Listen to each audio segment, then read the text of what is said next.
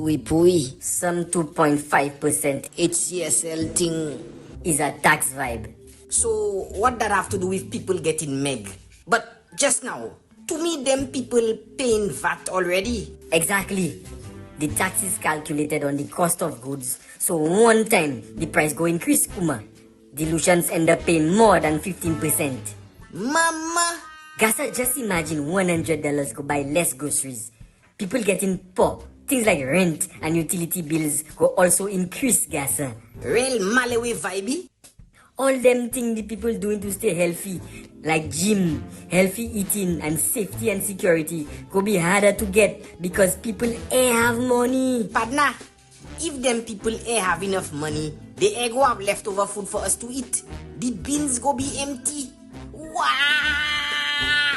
Things real. Caribbean American News Media, your Tuesday night power hour. Live every Tuesday at 8:15 p.m. on Facebook, YouTube, and GVV TV channel 115. Join your host, Garfield Olliver, as he dives deep into the latest inclusion developments, regional affairs, and global issues that matter to you. From politics to the economy, community stories to international headlines, we cover it all with real talk and real insights. Stay informed, get the facts, deep out of the conversation. Don't miss out. Set your reminders, share with your friends, and tune in. Caribbean American News Media, the news you report. Caribbean. They stream the tears and the cheers so clear. From the church to the pitch, they're always near. Tie the knot or score the goal, my friend. GVD TV's got you till the end. They stream the highs, they stream the lows, from wedding vows to final shows, through life's twists and the path it bends. GVD's there, it never ends.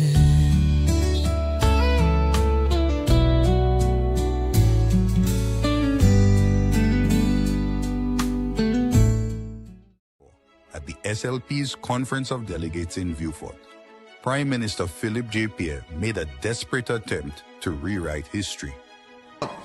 You will remember that the United Workers' Party only gave COVID support to NIC contributors. This claim is absolutely false. The truth? In July 2020, under the UWP administration, 5,000 St. Lucians who were non-contributors of NIC received $500 per month for 3 months to help them survive the pandemic. Prime Minister Pierre knows the facts, yet he chose to lie to the nation. Why? To mislead and divide. St. Lucia deserves a leader who values integrity, one who speaks the truth, not one who tries to twist it. Pierre, pardon. We need real leadership, not deception. Welcome to the Caribbean American News Media Show, your premier destination for in-depth coverage, engaging discussions, and entertaining segments showcasing the rich tapestry of Caribbean American culture. Join us as we explore a wide range of topics, from current events and community spotlights to arts, music, cuisine, and more. Our show features exclusive interviews with influencers, artists, community leaders, and everyday heroes who are making a difference in the Caribbean American community. Stay informed and inspired with our thought-provoking segments that highlight the diversity, resilience, and creativity within our community. Tune into the Caribbean American News Media Show for a captivating blend of news, entertainment, and storytelling that celebrates the Caribbean American experience. Get ready to discover new perspectives, celebrate successes, and connect with the heartbeat of the Caribbean American community. Don't miss a moment of the action. Stay tuned to Caribbean American News Media Show for an immersive viewing experience like no other. Hashtag Caribbean American News, hashtag show, hashtag cultural celebration. Well, special good night to all. Welcome to Caribbean American News Media platform, folks. Greetings to all. Beautiful evening to all our viewers. Let's hoping that you're having yourselves a beautiful, beautiful evening. I know for our brothers and sisters in Jamaica, it is not good at all. And so we will get some reports from Jamaica very shortly. But I want to greet all. Welcome. Please share the live and tag a friend as you come into the platform. It is important that you share the live. Share the live and tag a friend. If you have not followed the broadcast, of course, you need to like and follow. But a special good evening to all those of you who are viewing us from around the world. Yes, my friends, we go around the world in seconds. And so welcome, welcome, welcome to all. Joycelyn Fletcher, greetings to you. Jean Francis, Laurencia, Norley, over there on our Facebook channel. Those of you who are on our YouTube, Gloriana, and our folks over there, thank you so much for being part of the experience.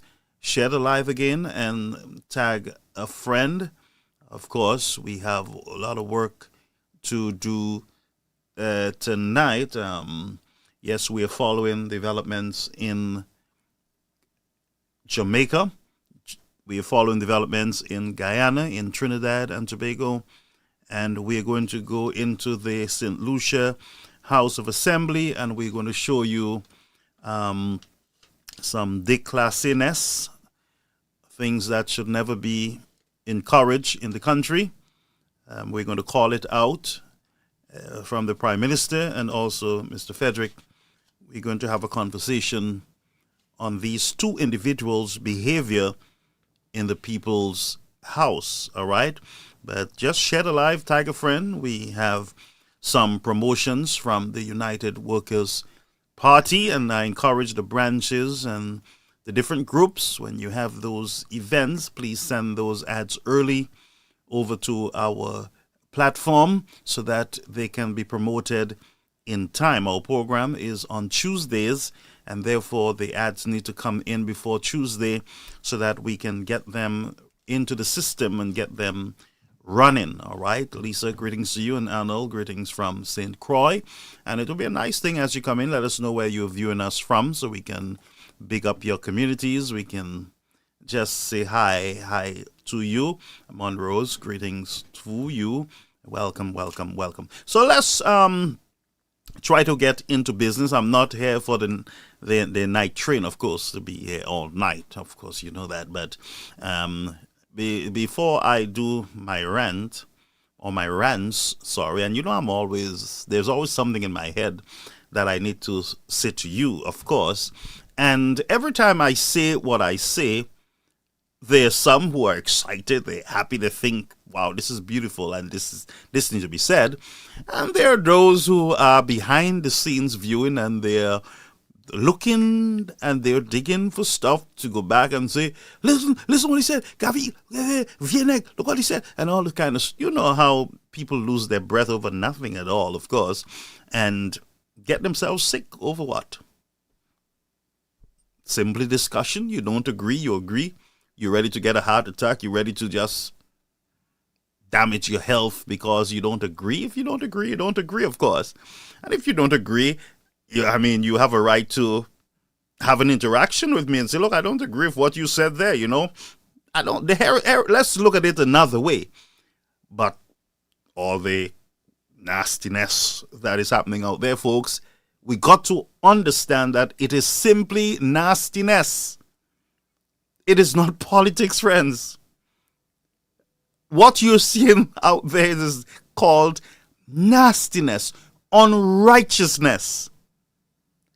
Decent human beings, when they're in a discussion, of course, and they don't agree, then they engage. They continue to engage. Sometimes they get a little heated, but no insults on your mother, your cousin, and all these kind of stories. You stick on the issues because we're discussing what? Issues, not not all this drama that you see out there. in the social media world and also on television, and also you see it in the house. That's not it, friends. No. That is not political discussion. Political discussion should be healthy, and at the end of the discussion, it should bring out ideas. Yes, it should help with the development of the nation. But all what you see in there, folks, total garbage,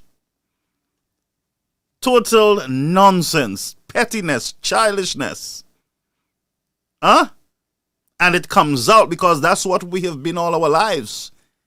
And that's the only thing that we can bring out is what is inside. So I am not surprised sometimes with what I hear and what I see out there. It is just déclassé. It's not politics, friends. So don't get it twisted that you are involved in politics, you're discussing. No, you're not. No, you're not. And not even by the rum shop these days you get those things. So those are outdated nonsense that people have grown, people have developed. We are moving with the technological age that we're in, and it doesn't give room for all this nastiness, friends. You better start learning the technology. You better get yourself into some serious studies and trying to figure things out, because all the nastiness and the declassiness ain't taking you nowhere. People look at you and they see you as a, my God, foul mouth. Sometimes they look at you as ignorant, and they start calling you certain names in their heads, of course. Some will call you the names openly because, wow, what is this? Sano Cafe. Jiwe on a lot. Pettiness. Your mother, your father. And all our issues are still before us. It's like taking a pill for your pain. And when the pill wears off, the pain is still there. It has gone nowhere. And the only time the pain will go away is when the infection, or rather, when all that inflammation is gone out of your body, then you start feeling different. Most of the pains you have is inflammation in your body. You can take all your pills, it camouflages it. When you get a cut, an operation, the inflammation and everything, inflammation that comes around to help sometimes with the healing, it causes pain. But until you get rid of it, maybe with some aloes and some Epsom salt and all the things that you do, then you start feeling different. You start feeling better. But all this garbage is not worth it, Vexation of spirit. And, for those of us who keep our head straight and on, yes, straight and on, then we understand what we're looking at. We're looking at bad behavior in adults, not children. Bad behavior in adults. And, by the way, I've not taken off my shirt as yet. I've been up and down. This is what I had in school. So you understand that I'm speaking a certain way because I need you to improve, friends, on your communications. I need you to improve on what you're putting out in public. People look at you, and that goes with you all the days of your life. And the people who are clapping behind you, one day they will turn on you. All these people are clapping for Richard Frederick, Same people are clapping now were cursing him off before. Yeah? Yeah, there's the same people that are clapping. He's ours. Same people clapping for King. Same people who are clapping now for John Compton were the ones who took away his parking spot and treated him like he was nothing, a foreign nothing. But what can I say if that's where the people want, if that's the altitude that they want to display their attitude, then whole call you back I born later on in life. So let's move on with the show. I just wanted to touch on this while the hacks were there behind the scenes looking for something that will tickle their ivories and have them their roller cups full and running over, and their drama like they're in Bold and Beautiful and Young and Restless. And they put on their grand display of nothing. Anyway, why did I say all that, friends? But I hope they get them. Oh, wow, they're upset. I can feel it. Raw, ready to bite into. Come on, folks. When you get to that age, you have no time for these childish pettiness. Anyway, we move on with the program tonight. All right? Let's move on with the program for tonight. And I want to remind Mr. Shelton Daniel. And I did give an idea, a question. I left a question when he said that I should not be allowed to come back into St. Lucia. The government should stop me. Because I'm a Vincentian and I'm a threat to national security. Yes. Hello. And I said to him, could you ask your boss where he's from? For me, please. Hello. Ask the boss where he's from. But I heard nothing after that, of course. The discussion just went on like nothing just happened there. But I took it very seriously, of course. Someone is threatening a national or citizen of the country, saying that they can't come in their own country. That's a problem. And so, I have the answer to Mr. Daniel's concern. So you were saying that my rights should be taken from me while you are in the station of a Vincentian. That was so funny. I wanted to say that. You know how long I wanted to say that, but who am I? You know, I let me have a little fun right now. But it is the truth. Was he my neighbor? Was your boss my neighbor? Hello? Was he my neighbor? I'm just asking. Is he my family? I'm just asking for Mr. Daniel, who is on my countryman's station, spewing all what he's spewing. Of course, he has the right, freedom of expression.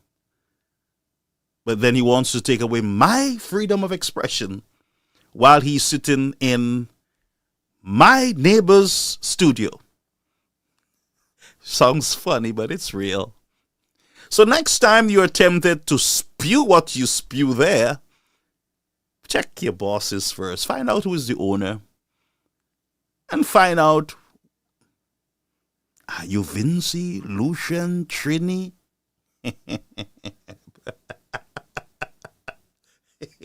just, go find out. And maybe while you're at it, ask my boss to give you one of the Vincy mix. It's good for the brain. It makes you function on all Savelle, on all cylinder, friend. So you would not say those things that you're saying. Gotcha. Yes, let's truly move on. Get to work, my friends. I was just having my little fun there, and I really enjoyed that moment. All right? So we have our first promotion, of course. Our first promotion. Why am I having all this fun tonight? Is there something going on? I don't know. You don't know how the night will go, but Caribbean American News is on. Yes, shed a live and tag a friend. But bro, take a chill pill. Just cool out. Relax. Life is beautiful, friend. Okay, so our first promo for the night is from the United Workers' Party, of course. The United Workers' Party St. Lucia Diaspora in New York, Town Hall Meeting. The Honorable Alan Chastney invites you to an important meeting to discuss UWP's vision and plan for a stronger, safer, and more prosperous St. Lucia. And the date would be Saturday, November the 8th, 2025, at 6:30 p.m. The address is 1346 President Street, Brooklyn, New York. It is 1346 President Street, Brooklyn, New York, and that is the Honorable Alan Chastney will be in Brooklyn, New York on the 8th of November for a town hall meeting. All are invited with your questions, your concerns. The Honorable Alan Chastney will be there. He will be there in the flesh. How about that, Shelton? Help me promote that, brother. Don't waste your time on nonsense. Oops, did I say nonsense? Now, there's one of the ads that I miss, and I will pull it up later on, and that is the Canadian Town Hall meeting is scheduled for the 7th, I think, in Ontario, Canada, or Toronto. So that one, before the night ends, I'm going to pull it out. I'm going to pull it out. The Canadian Town Hall meeting with the Honorable Alan Chastney. So we have the Canadian on the 7th, and we have Brooklyn, New York on the 8th. And it seems like there is some movement when it comes to the politics. Once you see politicians start moving from one place to the other, then you got to put your signal up. You know what time is it. And I'm just dropping that clue to say to you, brace yourself. Anything is possible at any moment, friends, ready or not. It is coming. Yes. Okay, my friends, so the Canadian folks will get their ads later on, but those in New York, I have already published, of course, your ad. So, we have some major developments with the hurricane in Jamaica, folks. This is a massive Cat 5 Melissa hurricane that have flattened Jamaica. Jamaica needs our prayer. There are a number of dead bodies that is being reported. Our prayers are with the families of our Jamaican brothers and sisters. And so we are hoping and praying for the best. We are hoping and praying for the best for outcome for our people. We are hearing that there's a hospital. Now, these are some of the pictures coming in here. We stand with Jamaica. Let's get the pictures up. Yes. You can see the water has covered the roof. This house is a little higher, the house that you're seeing there. But the other one, the roof, the entire structure is covered. And this says a lot. The emergency folks were asking individuals to evacuate, to leave. Many of them decided that they were not going to leave, putting the emergency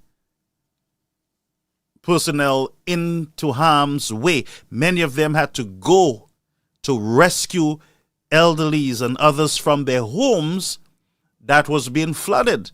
They had to be out there in the elements because people decided that they were not going to move. And people are always stubborn. Everybody knows, I've been here all these years, nothing is going to happen. no way back say back I said you had know it coming and it never come and all these kind of stories, and we get so complacent and we jeopardize the life of other people. Some people decided that they would have stayed in harm's way, and look at this, friends. If there were anyone in this household, Koyopatic boom, because the water came up and the winds, and they had to rescue people from these homes. They had to. They were warned, people. Look at the condition of this school. Total destruction. Total destruction, friends. And there are many, many, many more that we can report tonight. A lot of damage in the country. A lot of damage. The hospitals, their roof came off. I mean, I am just broken in spirit for Jamaica. Weather as we continue to track major Hurricane Melissa, a devastating traverse across the island nation of Jamaica. Let's bring in Fox Weather hurricane specialist Brian Norcross. Brian, we wanted to get to you closer to the top of the hour. I'm sure you just saw the scene there with Robert. It's got to be that shift in the wind direction, right? He was a little sheltered by some of the high terrain, but man, it seems like that picked up considerably as Melissa's moving north. Yeah, but I think it's not moving north, Ian. I think it's moving more east. So I think what's happened is he's gotten into the more of the core of the hurricane. The system has kind of jogged one way or the other. It jogged right next to Montego Bay. It looks like they got the western eye wall. Now it looked like it's jogging back to the east. At least, tell you what, we're going to look on the satellite here and see if you're seeing the same thing I am. So here we see 145 mile an hour winds. This is the 5 o'clock advisory from the Hurricane Center, 921 millibars. So this north-northeast movement has been the general long-term movement for a while, although it looks like it is bending to the east, which was forecast. More of a bend, kind of arcing of this thing as the upper-level winds in the jet stream pick it up. So there's where it is right now. I also just, when we're on this image, just want to mention that this is not over for Haiti yet. We haven't talked about them, but that poor country, they're on the fringe of this. And they have been, and they've gotten feet of rain. And that we're going to hear about that one of these days, that something terrible has happened there, I'm sure. Right, here you see the Hurricane Melissa making landfall here in Jamaica. Let's go close up on this. Okay, watch this now. Look at all the jogs back and forth. Now, there you see the move as of the 5 o'clock advisory to right there. See, it came up right near Montego Bay. It's about 10 miles away, then jogged off to the east. Now, it looks like to me it's over here somewhere now. And Robert is right in here. So I think what's happened is the core of the storm, which might be something like that, has just gotten closer to him. And it is on the north side of the mountains now. So as you say, that the winds coming around this way are uninhibited by the mountains, or much less inhibited to get to that location. So I think it's probably a combination of things, but we're definitely seeing, to my eye, a shift to the east, a wobble, whether it's just a wobble or now a more of a move. So that north-northeast movement is kind of, you have to kind of average all this out, and it's doing something like that. Let's go back to landfall. It was 1 o'clock this afternoon, and watch here. Let me take this back to 1 p.m., and 102, there you go. And you can see that follow the eye here. So here's the circle of the eye. Now it comes up in here somewhere, and New Hope is in the center. If I could draw better, you would see that New Hope is in the center of that amazingly circular eye that was just getting beat up by the fact that the circulation here is running in the mountains. There are mountains right behind New Hope. I mean, New Hope is on a sliver of land right there, kind on the coastal plain, and then it goes right to the mountains. So all this air that's coming up this way is banging into the mountains, and that's affecting the cloud cover. It's kind of kicking the air up into the air, creates more clouds. So that's why you see the eye filled in here on this northern side and getting kind of distorted. But the circular part of the eye, the old eye, the center of it came just. Yes, my friend. So we'll continue to monitor the weather report there for Jamaica. But as we speak, Jamaica is under the gun. It's a lot of destruction, of course. And thank God, Jamaica, they have mobilized the emergency. There were some issues with some of the shelters, of course. Some of the shelters were not, there were no beds and supplies in some areas, but I believe they were able to rectify some of those situations. But I can tell you, friends, that there were a lot of preparation heading into the storm. Of course, a lot of, I know, folks, you're trying to see the product, but I will try to put it up at some point. But you don't have to pay attention to it, all right? Don't worry. When I'm ready, we'll do some promotions with that, but that's not really a priority, for us at this time. All right. Thank you so much for wanting to support the platform, but you can support in many other ways. You can support Caribbean American News media. All right. We do need the support as we go into the elections. We're still working on updating our system here in studio. All right, a lot of stuff that needs to be done. But what I was saying to you, a lot of preparation in Jamaica. Some of the hospitals we know got damaged and they had to move around. The infrastructure, some of the infrastructure is not that updated. There are bridges that needed attention. The waterways were not cleaned. The soil had built up in some of the canals and the gullies. It was, you can see that there was some level of neglect, of course, in some areas of Jamaica when it comes to infrastructure.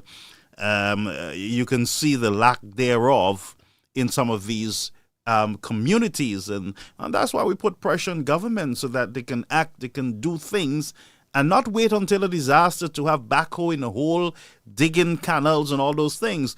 Our waterways should be cleaned ever so often, not just during a disaster or in preparation for a disaster. It should be cleaned ever so often. That's why we have governments, to ensure that we have clean canals, that our rivers are properly cleared, that there is no overhanging trees on the roads, over the roads, that will pose a hazard to traffic or to humans. We also saw trees hanging over power lines. So it's a lot. And Jamaica is not small, of course. You have, I believe, 3 million plus people living there. So it's a big place, and some people live in harm's way on the gullies, by the river banks and all those things. That's the way of life, The airport in Kingston, I know that airport is below water level, of course, and that would have experienced some type of flooding. But we continue to pray for our brothers and sisters over there in Jamaica, and we hope that we do not hear of any more deaths in that country. To the St. Lucian students who are over there, we wish you all the best. You should not have been in Jamaica right now during this storm. As far as I'm concerned, you should have been taken out, given the option to be airlifted out of that country, and not, period, you should not be there. The truth is, we saw the reports from the Met Office, and not only the United States weather system, but we also saw the British, the English system. All these systems were showing that we were heading into a very dangerous situation. A hurricane that was at 200 and something miles per hour, category 5, slow moving. That is enough for any government to say, look, I'm going to get my students out of there before anything. I'm not even going to think about no hotel. Ralph Gonsalves did, I think, the same hotel thing. I would have taken everybody out from there and bring them into my country. Right now, what is going to happen? You're going to have lack of internet. You're going to have interruptions in the water supplies. You're going to have the possibility of contaminated water. You're going to have a mosquito situation over there in Jamaica. You're going to have a broken country that will take a while to be repaired, to get back together. You're going to have infrastructure issues. So the best thing to do as a government would have been to remove your people, your students, out of harm's way, so you know that they're with you, that they're out of and their families would have been able to spend a little time with them. Of course, they would have gotten a little break to come home and to be with their family. Here was a perfect opportunity, friends, to do that. Yeah, perfect opportunity. But what we got was, yes, we give them hotels and monies. What are they going to do with the money right now? Well, we give them money so that they could bought stuff to, and then you have students saying, well, we didn't know about it. What about the other students? It looked like you guys only dealt with 1 or 2 universities, but what about? And I really want some clarification. Is it true that St. Lucia only has 22 students in Jamaica? Is that true? Only 22 students in Jamaica. I want that to be confirmed before we can, just jump to conclusions. Yeah? But let's move on with the business of the people. The business of the people. I got something here from the electoral department. Let me pull it up quickly. However, as the next general election approaches, efforts are being intensified. St. Helen urges eligible voters to check the voters list posted in all 17 constituencies or to visit the department to verify their names are on the list. He noted that the voter registration website, which recently experienced technical difficulties, is now fully functional and available. However, he says the department faces challenges with people expecting last-minute address changes to be immediately reflected on the list. The department prepares a supplementary list twice a year. Names are compiled at the end of the year and appear on the revised voters list by March of the following year. For 2025, for example, by March 2026, all of those names would then be added onto the revised voters list. However, if an election were to be called now, persons who were registered between July and December will not appear on the revised list because according to the law, it would have to be the persons appearing on the June supplementary list that would appear on the voting list. St. Helen stresses that it is the civic duty of citizens to verify that their names are on the voters list for the area where they reside. He says the department is currently experiencing an influx of individuals requesting address changes. St. Helen emphasized that a strict verification process must be followed to change an address. So, guys, wait. So you're hearing what is happening there, right? And I want you to pay attention. There is a large amount of people that are changing their address. Now, I don't know if that rings a bell or something signal went off in your head, but something is happening in St. Lucia. And I think I know exactly where this is going. Now, remember, the Labour Party, they're determined to remove Chasney and to remove this one and 17 not. And what better way to do that? What better way to do that, friends, than to shift votes are wrong. Now, I'm not going to accuse anybody tonight about that, but we have heard of the stories where people's address would change and people were asked to change the address in order to vote for this one and to vote for that one. And we got to pay attention to our business. We just got to pay attention, but I want you to listen a little more. And a visit from a verification team to the residence. He underscored that the Electoral Department lacks the authority to arbitrarily change addresses. He advises voters to provide accurate information and descriptions of their homes to ensure the correct address is recorded. For example, we know in Castries South and Castries Southeast, one side of the road belongs to Castries South, the other side belongs to Castries Southeast. So if somebody comes and gives misinformation as to their exact address where they live, you may see those things happening. Over the past elections, there has been low voter turnout, particularly in some constituencies. St. Helens says a number of factors may affect voter turnout, such as education and public interest. From what I have been seeing, looking at the social media and looking at the campaigning that's going on so far, I see a number of young persons involved in it. And young people are a critical part of the voting process. So if young people are educated and they're motivated to vote, there'll be an upsurge. So they will come out to vote. So therefore, what I urge the parties to ensure that they have the young persons registered, or ask them to register so that they can turn out. In addition to that, some older people don't turn out to vote because they think that the party has won, or they're disenchanted. The Electoral Department is ramping up its public outreach, asserting that citizens must play an active role in voting. Starting this week, the department is expecting to launch more public service announcements. Additionally, the department will be going on various talk shows to provide the public with essential information. This effort is being organized under a new public relations campaign titled Chat with Electoral. For the DBS News World, Miriam Montoot reporting. All right, so we'll see if we can get them here also on Caribbean American News media platform so that we can have a conversation. But folks, Lucians, you got to mind your business, all right?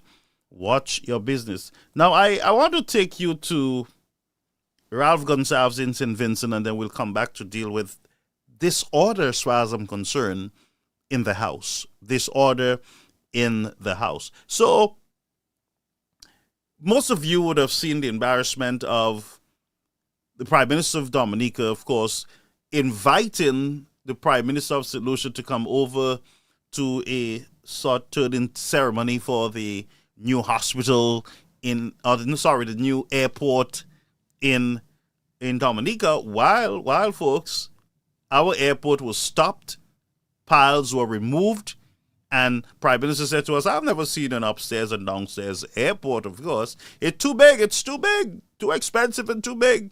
And it was stopped. But went over to the soil or the groundbreaking ceremony for a new airport in another country. So here comes Ralph Gonsalves now, giving the Prime Minister of St. Lucia and other Prime Ministers a tour of his brand new state-of-the-art wharf.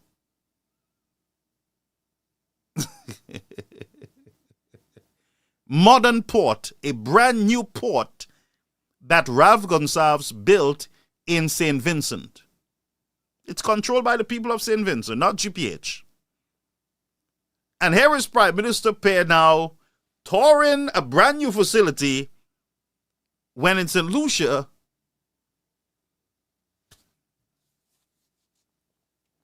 things are not looking too good at the ports. That he has his hard hat on, and Ralph Gonsalves is showing off brand new state-of-the-art. I think it's one of the best or the biggest in the area there, between St. Vincent, St. Lucia, Barbados, Dominica, Grenada.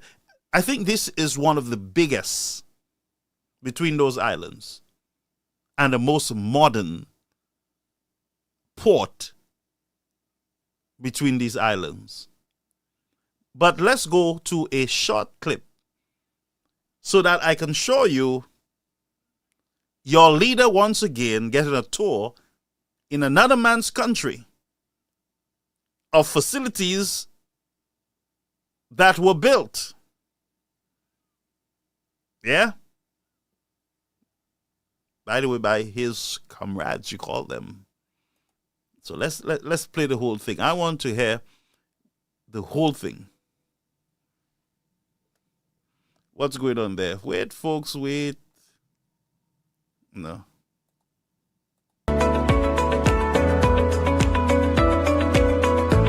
We will play it back from the beginning to the end.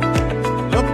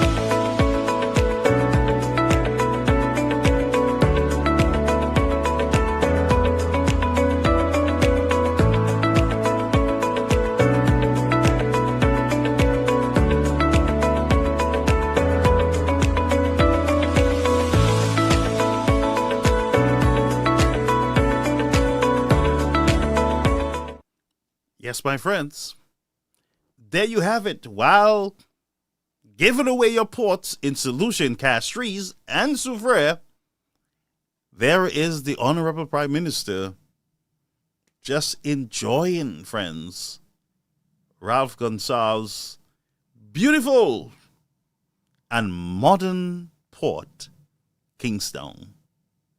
Yeah?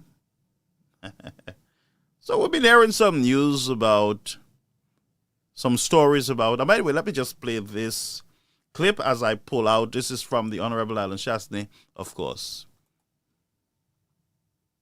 And, you know, I had to remind myself the number of days when I was Prime Minister that I was driving by and I saw this derelict building.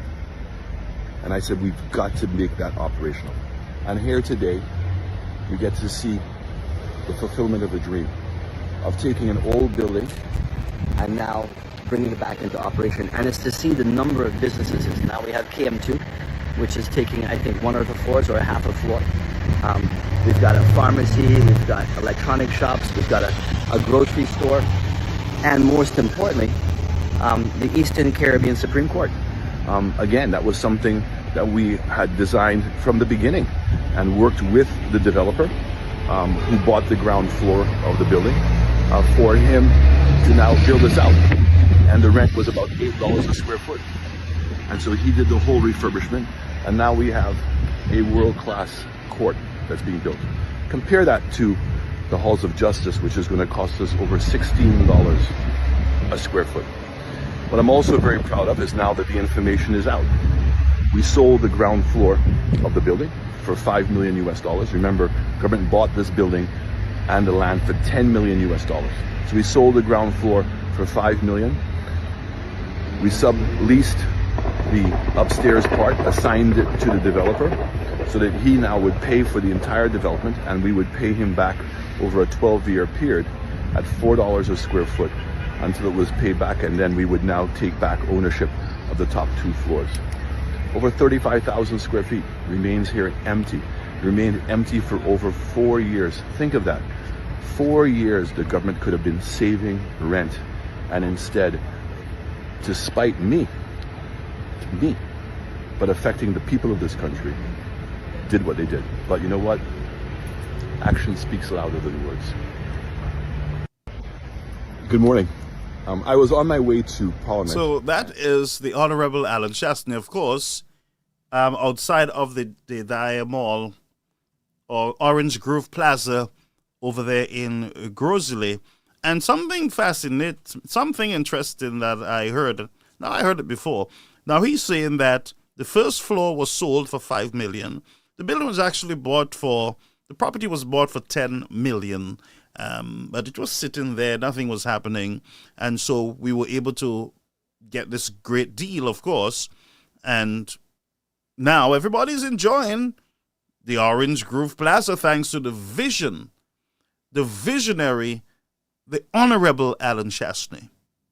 The Honorable Alan Chastney, of course. And it's a beautiful building. I saw it for myself. I saw it with my own eyes. I went there because I was interested. I really wanted to see it. And so I went there, and it's an amazing building, and I think it was a good deal.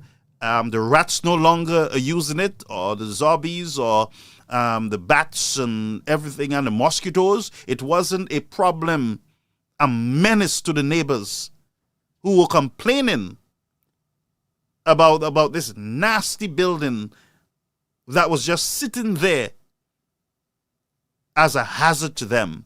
Now it is no longer an eyesore. It is a beauty. And it is serving the people of St. Lucia. I say to you, Mr. Visionary Leader, you are not the only one that they have gone after when it comes to development in the country. I want you to look at John Compton, what they did to him. Whether it's Grosley, Castries, the waterfront, the dam, Independence, whatever it is, they have always opposed these big ideas, these big projects, humongous projects have always been criticized. The NIS was criticized by them. Imagine they won an election and they strike on their own selves. That's how confused sometimes they get.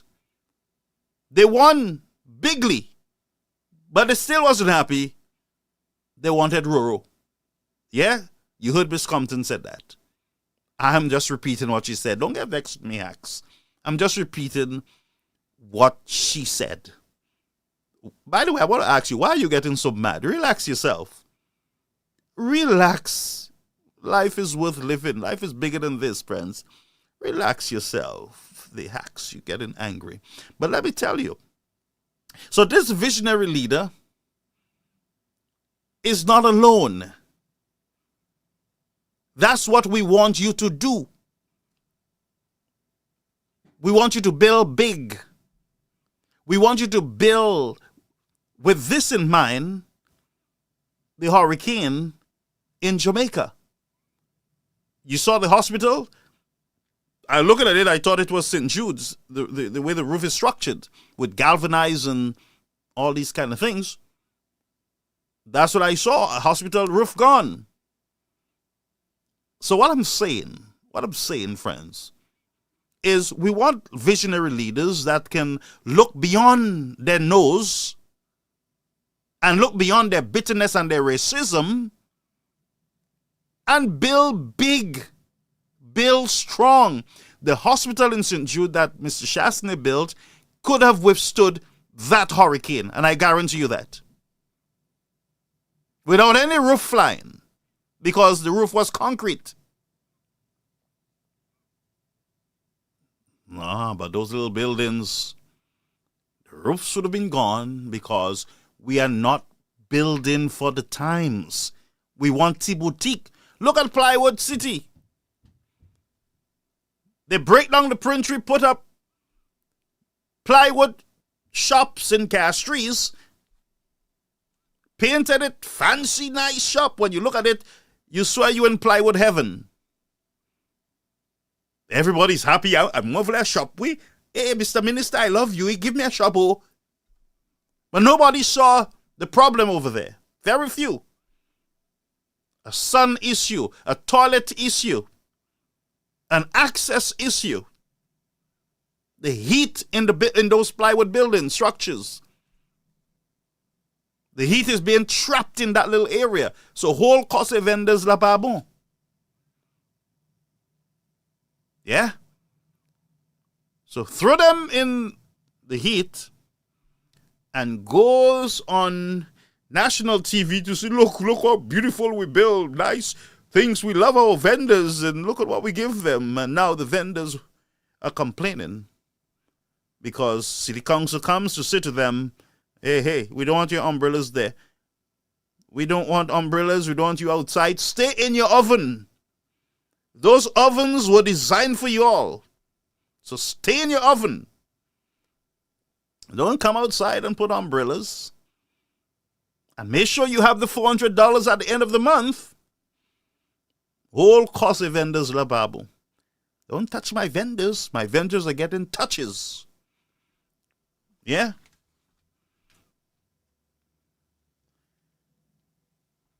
Is that true? It is true. Yes, Hacks, why are you getting upset? It's the truth. The vendors are complaining. By the way, the supporters of the Labour Party, some of them, they don't want you to complain. When things are wrong, shut your mouth and dance to the music. Take your heat. Put down your umbrella and go in the shack. Go in Plywood City and take your heat. Don't say nothing. Guess what? You vendors, they're going to come for you all, you know. Thursday, I'm not surprised if Thursday whole cause up our bones have. I will not be surprised if on Thursday night, on my family station, whole cause up our bone. Especially those of you who are brave to be on camera. Lani yonde yo can say we ababa gaila yo pa vle bun where yo pa pale. Because your hasab, they know what's coming. Can't complain in the country. You can't gripe. You got to take your blows. Yeah? So, we warned you. That's all I can say. We said to you, Lucians, what's your bread? John Compton said it. Shastney said it. We said it. Now we have KM2, which is taking, I think, one of the floors or a half a floor. We've got a pharmacy, we've got electronic shops, we've got a grocery store, and most importantly, the Eastern Caribbean Supreme Court. That is the visionary man. We all warned you. We warned you. All now sure you haven't. Guess what? The major infrastructures I'm saying to you that you St. Lucians would have had right now in your country.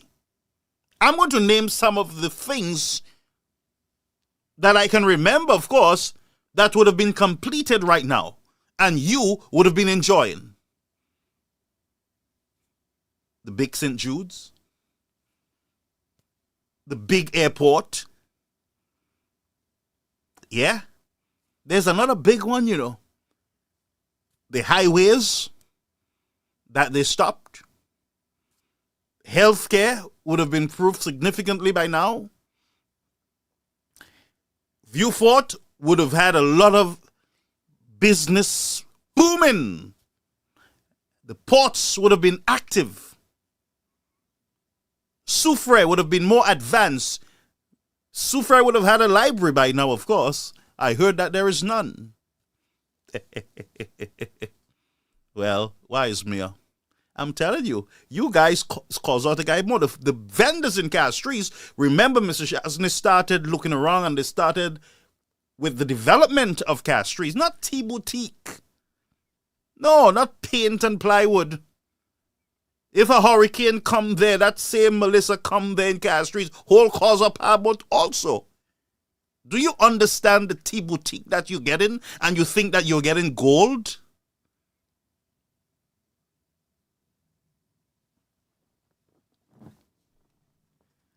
The SH, we would still have the Banans land would have been ours still. Galaxy. By the way, how is that hotel going?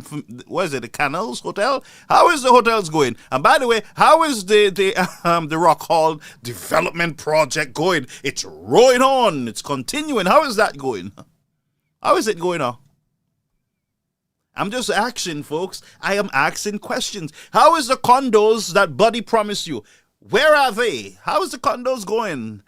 Gas station attendees, workers, how is it? Are you enjoying your air-conditioned condo in cul-de-sac? Gas prices would have never been where it is today. Those are the things that you would have benefited from. You would never have a 2.5% levy on your skin. But you said, no, we tired of this guy. He's mashing up our country. And all the CIP drama would have been fixed in an instant, in a moment, in the twinkling of an eye.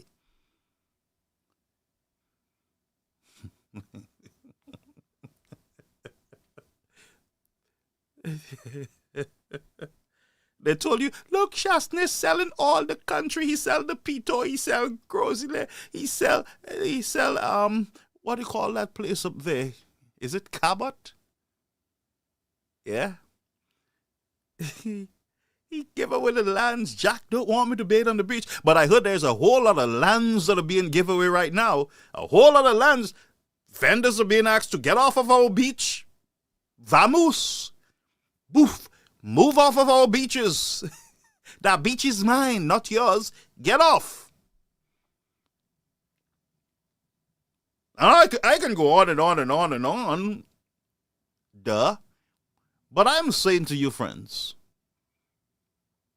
you have an opportunity to open your eyes, to smell whatever smelling salt or whatever you want to smell. But smell it.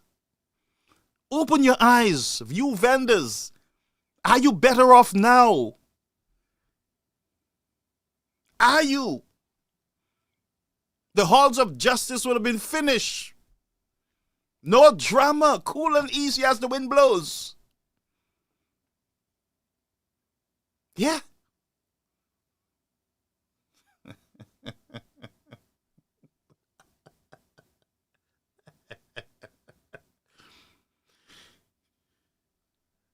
Folks, this is serious. You know, I'm telling you that.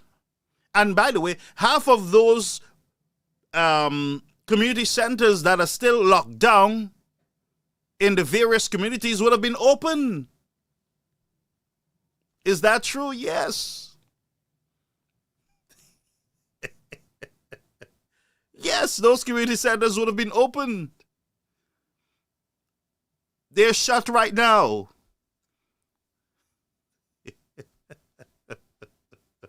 You would have no GPH on your back right now, folks. Do you understand me?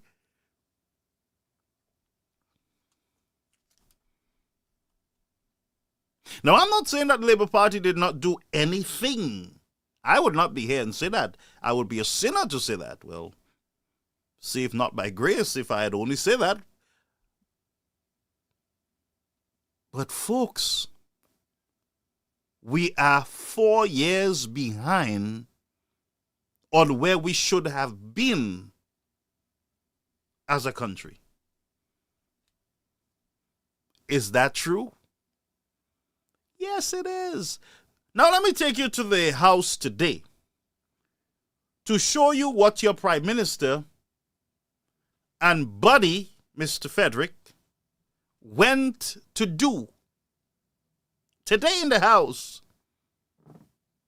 Today in the House, friends, two of your beautiful government ministers, Prime Minister and wannabe Labour, went into the House today, friends, while Jamaicans are dying and vendors are complaining and people on the beach can't vend anymore who were there all the time. They're being pushed out. While there is no airport, while Rav Gonsalves has built one of the biggest port facility at US,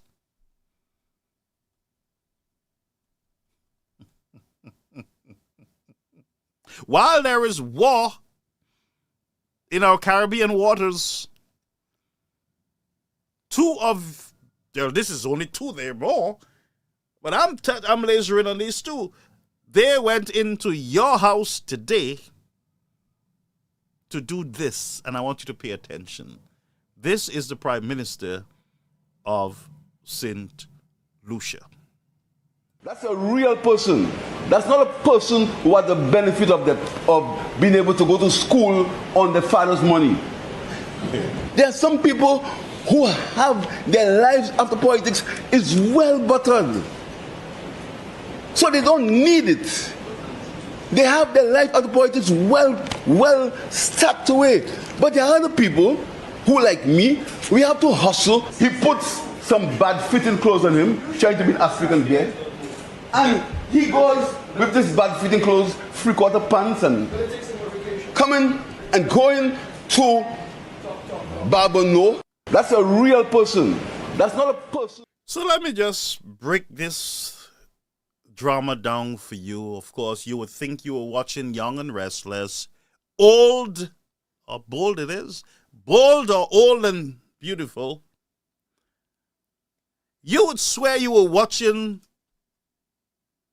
two girls arguing. Should I use the word girls? Girls don't argue anymore, you know.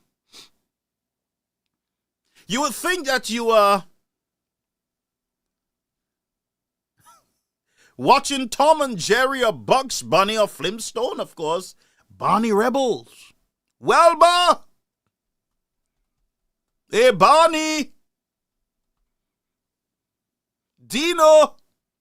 Hey, Bam Bam! Now you would swear you were watching some sort of classic comedy show from 1960s, 70s, or maybe further. I don't know. So Prime Minister goes to the house to talk about Chasney's pants. His short pants.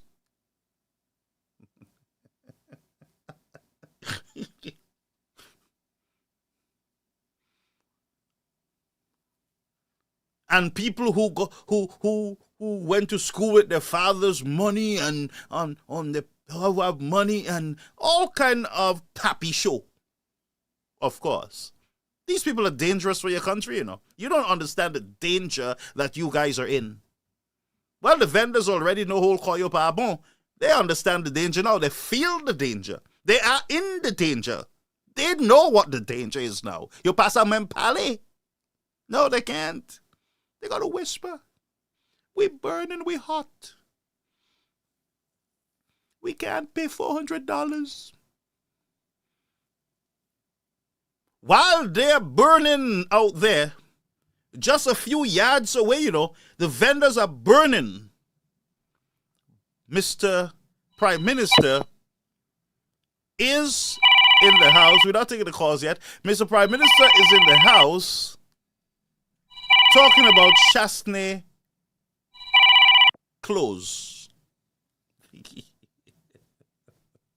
Can you imagine?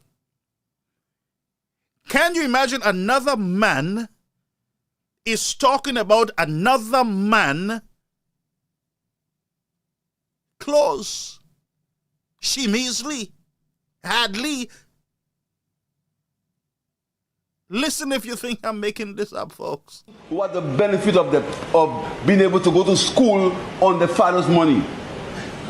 There are some people who have their lives after politics is well buttered. So they don't need it. Now, just a correction, Per. There are a lot of people in there who went to school on their father's money. Now, just to help you out, Mr.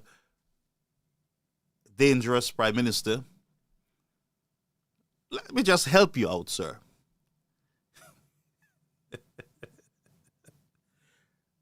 You remember what was called the green gold era?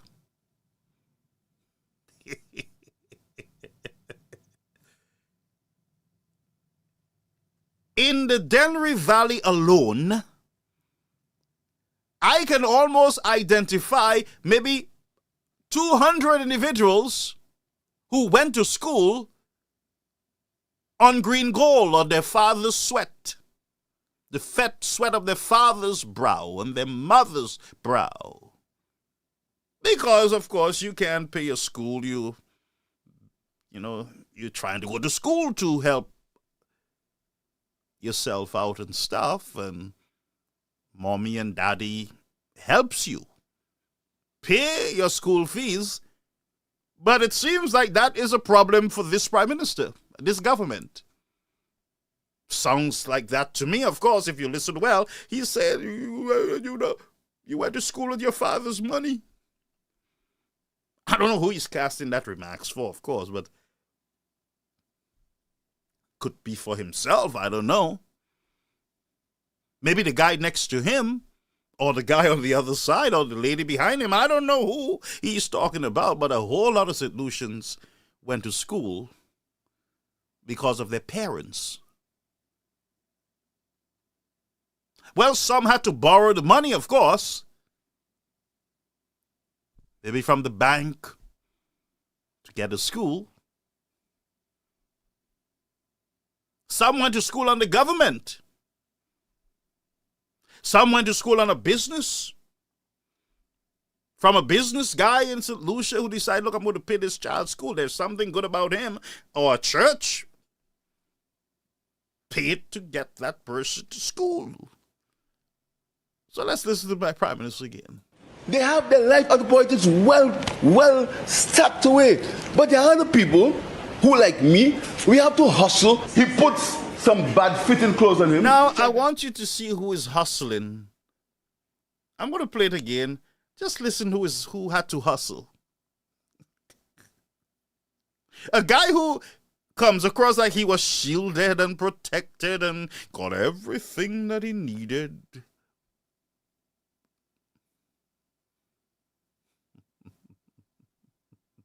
That's a real person. That's not a person who had the benefit of being able to go to school on the father's money. There are some people who have their lives after politics is well buttered. So they don't need it. They have their life after politics well stacked away. But there are other people who, like me. It sounds to be like a jealous friend who they're jealous because you're oiled, you have everything, and I don't know, the conversation is going all over the place. It's like a hurricane, of course. It's coming, it's taking time, but it's all over the place, of course. And it kind of mix up. So you don't know who he's talking about because it sounds like he's talking about all St. Lucians, or not all St. Lucians, sorry, but a majority of St. Lucians, especially those who are living in a certain part of St. Lucia. Sounds like the very same ministers who are sitting there, who oiled everything and bought everything for their children. So there is generational wealth transfer, where some parents will give homes and monies, leave homes and monies behind for their children when they pass. So is that a problem? That's my question to the Prime Minister of St. Lucia. What are you saying, sir? Go ahead. Tucked away. But there are other people who, like me, we have to hustle. He puts some bad fitting clothes on him, trying to be an African guy.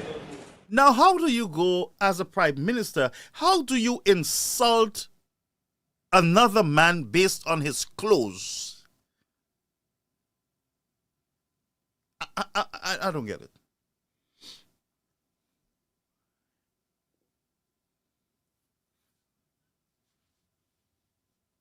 Folks, this is the Prime Minister of St. Lucia.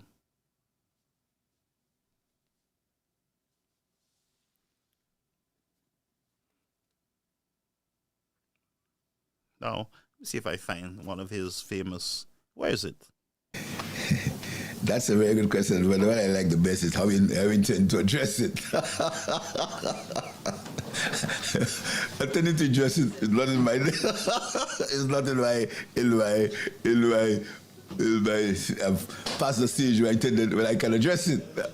But it's up to, in a season that we live in, you can't even have a joke because some talk show hosts may be on my case if I make a joke with you. You understand? So I prefer not to see how it should be. Okay. Take his microphone. Just a minute. Now, this is the Prime Minister. This is not Guy by the rum shop, by the tea boutique, of course. Well, drunk up. This is the guy who looked like he slept well last night, had a good breakfast.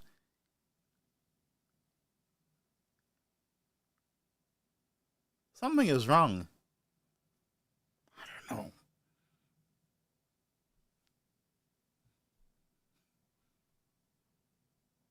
And he goes with this bad fitting clothes, 3/4 pants, and coming and going to Barbano. That's a real person.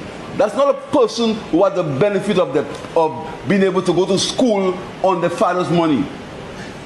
There are some people who have their lives after politics is well buttered. So they don't need it. They have their life after politics well stacked away. But there are other people who, like me, we have to hustle. He puts some bad fitting clothes on him, trying to be an African guy. And he goes with this bad fitting clothes, 3/4 pants, and coming and going to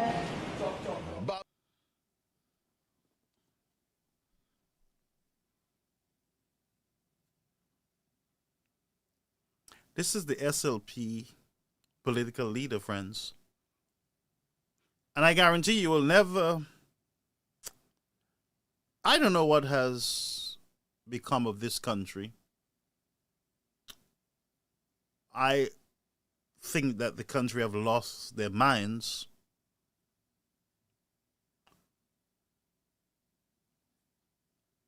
And I hope you appreciate what I just played there. The Prime Minister talking about the opposition leaders, Creole clothes. She mise opposition la.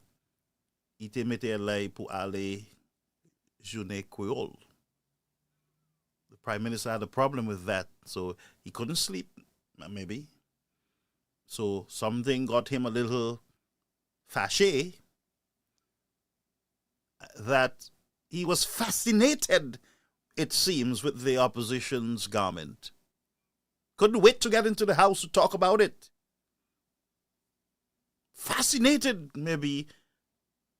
Chasney had his beautiful legs out in a short pants, and I don't know what the problem was, of course, because I saw Pat Chasney, and of course, sometimes you put the pat out, you put out the feet, and it's your constitutional right to permette pio your feet patu door in some short jeans or short pants. But little did I know that the Prime Minister of the country would have been offended or fascinated or got confused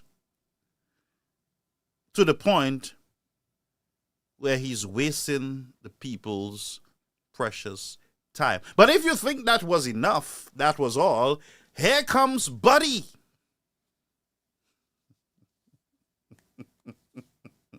Here comes Buddy. Folks, these are your politicians. Now, I know that there are a whole group in the country, that loves it. But yeah, Prime Minister, fute. It makes sense to them. They love it, of course. Oh, this is beautiful. Oh, the chair on upatan sa Philip Chifendi Shaste yeah, Prime Minister Monsieur. And they're proud that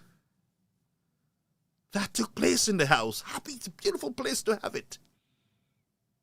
Documented for history. The Prime Minister said something so beautiful to Shaste. Oh my God, that's the best.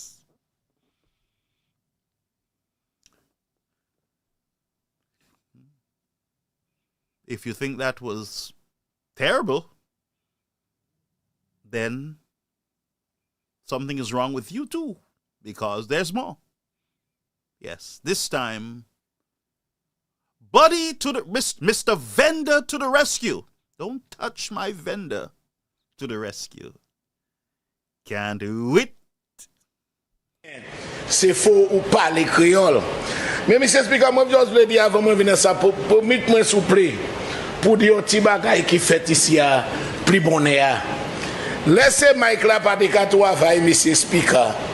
Moi j'étais downstairs avec moi ouais leader of opposition il vini servi Mike Mam Central Castries. Moi trouvé ça drôle timide monsieur Speaker. Raison moi trouvé ça drôle. Because Mam opposition, leader opposition, he has servi Mike Soufouya yo kuide. He try Mike au l'autre côté yo kuide. He guide we so actuellement, yo kai kuide. So massive living Central Castries, he welcome, but make sure you ka kuide, Mr. Speaker. Because la non ti moun la a de we so qui sa parle patois, qui ka comprendre c'est mouna. Vous comprenez, Mr. Speaker? Qui fait avec ces mounans, il pas qu'à couiller au chien, il pas qu'à couiller au jackass, il pas qu'à couiller au béga, il pas qu'à couiller au incohant. Et qui qu'à travailler, il pas couiller au macaque. Et Mr. Speaker, jodi a koudi, nous pas koudi ici, Mr. Speaker. Jodi a, Mr. Speaker, journée créole internationale. C'est un jour nous ne pouvons réfléchir à ça grand-maman nous et grand-papa nous passer pour l'appétit ces gens blancs qui te caban nous cool à floc même ils regardent battre nous avec fouette monsieur Speaker et jodi jour nous non maman parlement ça qui a style fait nous changer. Ça yo te ka fait nous et qui a mandé les sept lycéens pour faire nous même bagaille là ces gens blancs te ka fait ces gens noirs. C'est faux.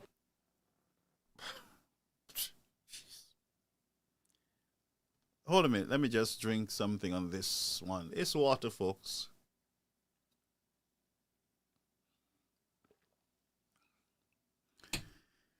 Whew. In my wildest dreams, friends, I would never believe that all this was happening in the people's house. If I tell you something, folks, some of the folks at the school, during lunch, I showed them, let them listen.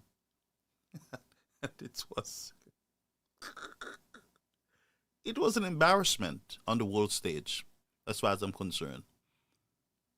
So, from Chasney's clothing to the mics being used because one is not working,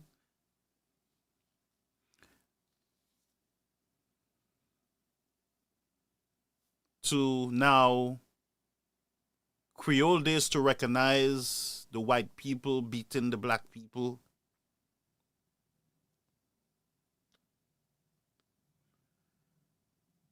I don't know what that have to do with the house, honestly, those discussions with the people's business. But it sounds to me that we're missing something here because maybe this is the people's business. Maybe that's what the people like. Maybe that's where the people are at. Maybe a government after the people. I'm not taking calls yet, folks. Wait. We'll take the call soon. I'm sorry. We'll take the call soon. I'm just trying to... I don't know. But maybe we might have to dig a little deeper. Danielle said, don't let me come in. This one now is saying, Chastney clothes. You know, I've always asked men, I've always said to men, don't comment on women's clothing, especially if they're not your wife, they're not anything to you. Don't comment and talk about women's clothing, especially in public and all those things. It's not a good thing as a man. But this just blew me off because another man is giving another man mépris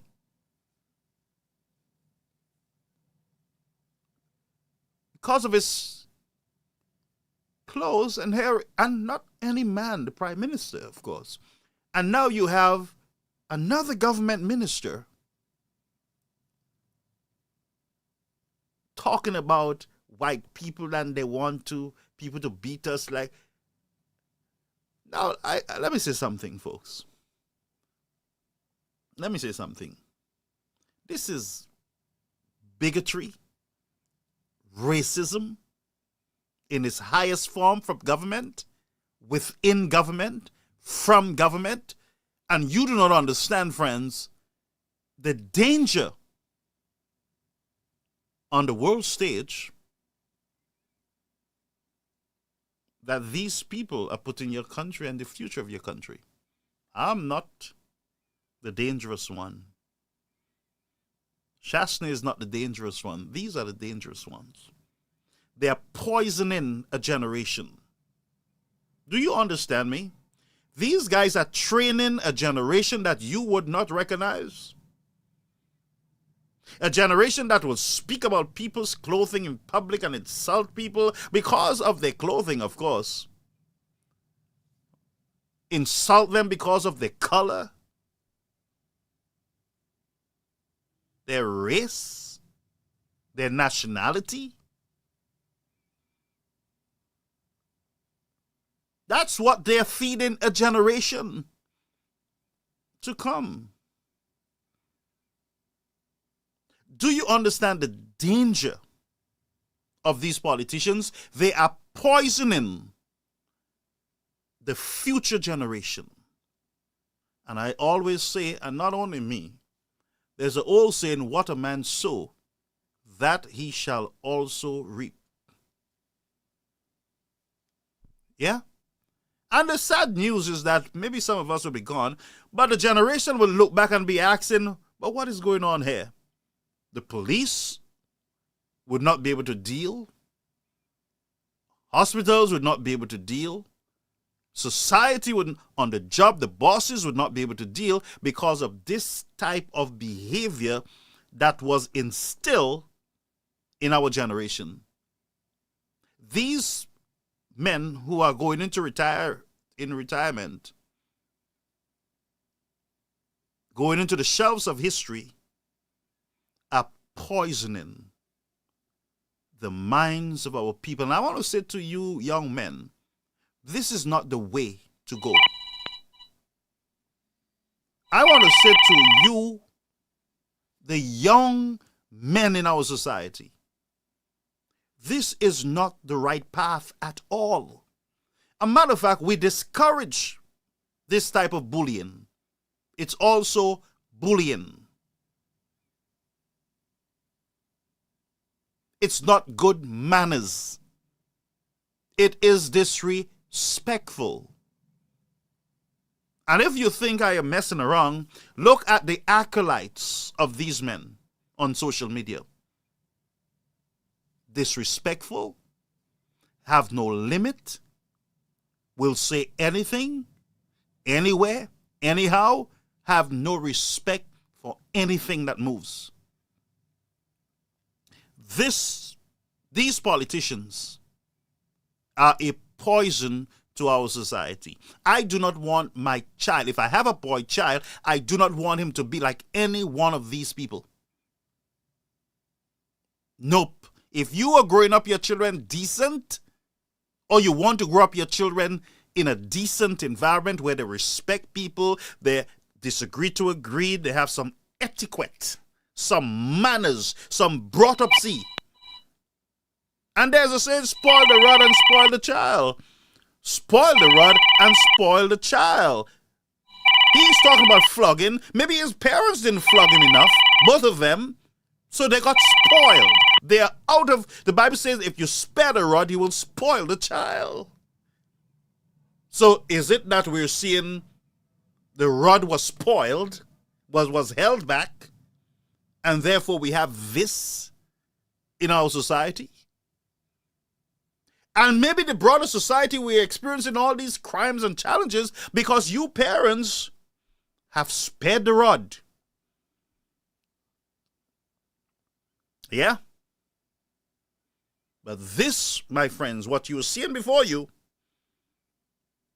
is not what we want our children to be. We do not want them to imitate those type of behaviors. And if you are comfortable with that, something is definitely wrong with you. And if you go to a different country and certain programs you go through, they will want you to go through counseling so that they can refocus your mind.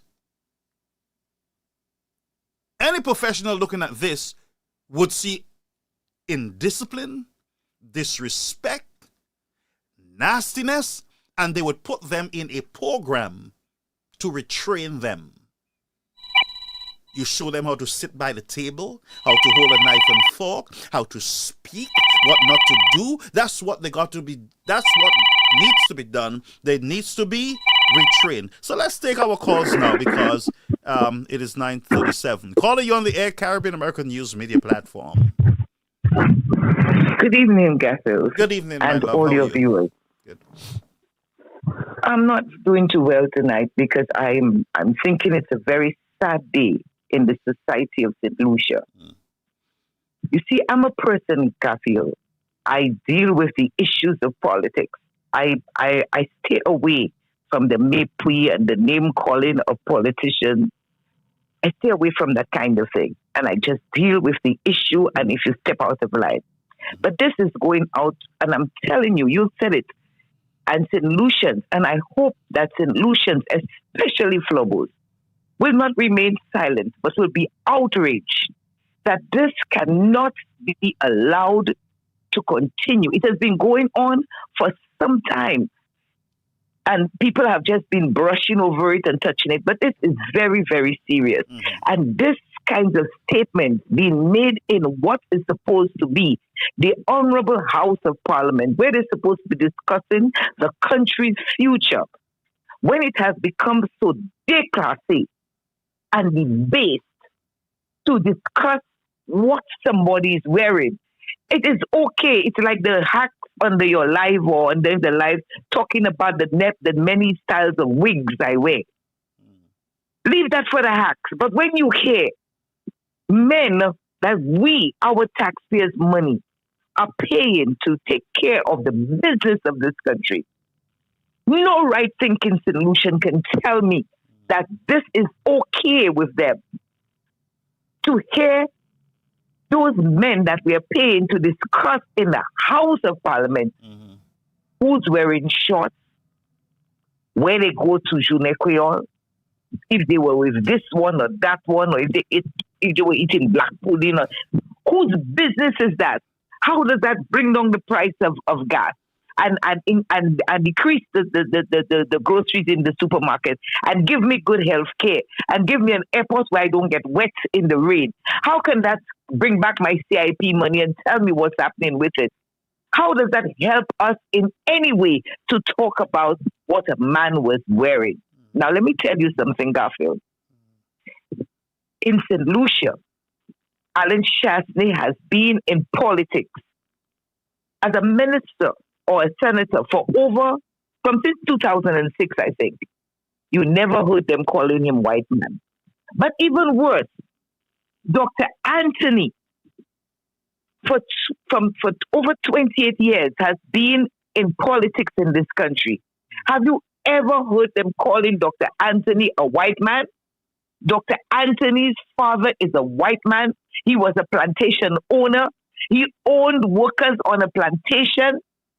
And he had Dr. Anthony for Negro woman. Nobody called him a white man. Alan Chasney's father is a black man who work his hard way, make his money. Okay? St. Lucia benefited, St. Lucians benefiting, and today many of them who had shares in the supermarket that this man made his thing and was given the SLP, Dr. Anthony's government, money, and in their thing they enjoyed and embraced Sir Michael. Okay? This man never owned a plantation, never had people working for him, but they're going to label his son, whose mother is a white woman and a white Irish at that. And if our people knew their history, Irish was considered in those days. And she wasn't from the Irish aristocracy. She was just a nurse. And Europe considers the Irish almost as they considered the Negroes. Okay? But we are many years after emancipation, we are tolerating our MPs to come in the House of Parliament and keep on over and over and over calling our political leader a white man. But it's not bad enough to just say that. But when you can degrade yourself, debase yourself to the level of calling the political leader, saying that he is telling us St. Lucian, okay, to beat them, the SLP, or beat St. Lucian. When we say us, I'm assuming he meaning them, because I don't believe that Alan Chaste is telling people to beat me, okay? To beat them, like how the white slave masters, the colonists, used to beat the slaves. How can we tolerate that in 2025? How can we let this go into our young people? Isn't that increasing? I'm trying to bring racism, hatred, division, causing people to be angry and wanting to just look at all persons who are of mixed race in this country to attack them and call them colonists, especially if their parents have a little money. Look, my parents couldn't pay for me to go to school, but there are many, and maybe even the Prime Minister himself, that his parents paid for him to go to school. He may have paid for his own child to go to school. Okay? So to talk, I prefer to have a Prime Minister who already has his nest well made, so that he wouldn't come into be leading my country to fix up and line his pocket. Okay? But I think, Garfield, all of us need to come out. We no longer need to tolerate this kind of thing being said, and especially being said, it's okay being said on their shows and on where they go in and do it. But when it comes into the House of Parliament, to bring this kind of déclassé, shameless, disgusting, archaic kind of racism in our House of Parliament, I think it is totally wrong. I can understand the Creole excellently. I cannot speak it very well, although I think I speak it more than most, which I did not learn in my home. My parents never taught me. I learned it as an adult. But I think, does not, speaking Creole does not qualify anybody to speak in the House of Parliament or to go around the world. When you're speaking around the world with heads of state, it's not Creole you're going to speak to them with and get and hire a Creole interpreter to interpret for you. The universal language is English. I think it is terrible that we are allowing this. We St. Lucians are letting this pass. Whether you labor, whether you anything, once a St. Lucian, this type of behavior should never be accepted in our House of Parliament. To be calling somebody a racist like that, when for 28 years we had a man of the same mixed race and we never had this racism thing going on in this country. From 1997 to 2006, you never heard this. And today, we have this kind of nonsense being done in our House of Parliament. We should be outraged. We should all come out and speak. Garfield, I just had to say that tonight because I think you said a very salient thing. This is putting poison in the minds of our youth and our people who really just interested in rum and chicken and give me a little money in my hand here and there to block a hole, but not thinking of sustainability and their own future development. Okay, I'm really, really disturbed and angry and upset at something. And I'm telling St. Lucian, they need to pray and turn to God, because even God did not support this thing when he said, let me take in the Gentiles. Yep. He said, Jews or Gentiles, they're one. We are wrong to be accepting this type of thing. We need to pray and get this type of government out of St. Lucia before St. Lucia degenerates into something that we ourselves cannot recognize and will be too ashamed of. I thank you. Good night. Thank you so much, Doc. Thank you so much. All right, so the lines are open now. 929 586 1821. We had two calls that I need to pull in to the system. Please bear with me, folks. Two calls that. Okay, so all right, so we're going to take this one. Follow you on the Air Caribbean American News Media platform. Good evening, Brother Garfield. How are you? Yes, not bad at all, sir. How are you, Ian? So it's official that the intentions are going to the polls November 27th. Yes. Well, I'm hoping that the NDP wins this election. Yeah, the NDP is going to win. Ralph Gonsalves is going to be retired. Yeah, let's hope that they have a good, solid mobilization, get on the vote, They do. and that they can go on.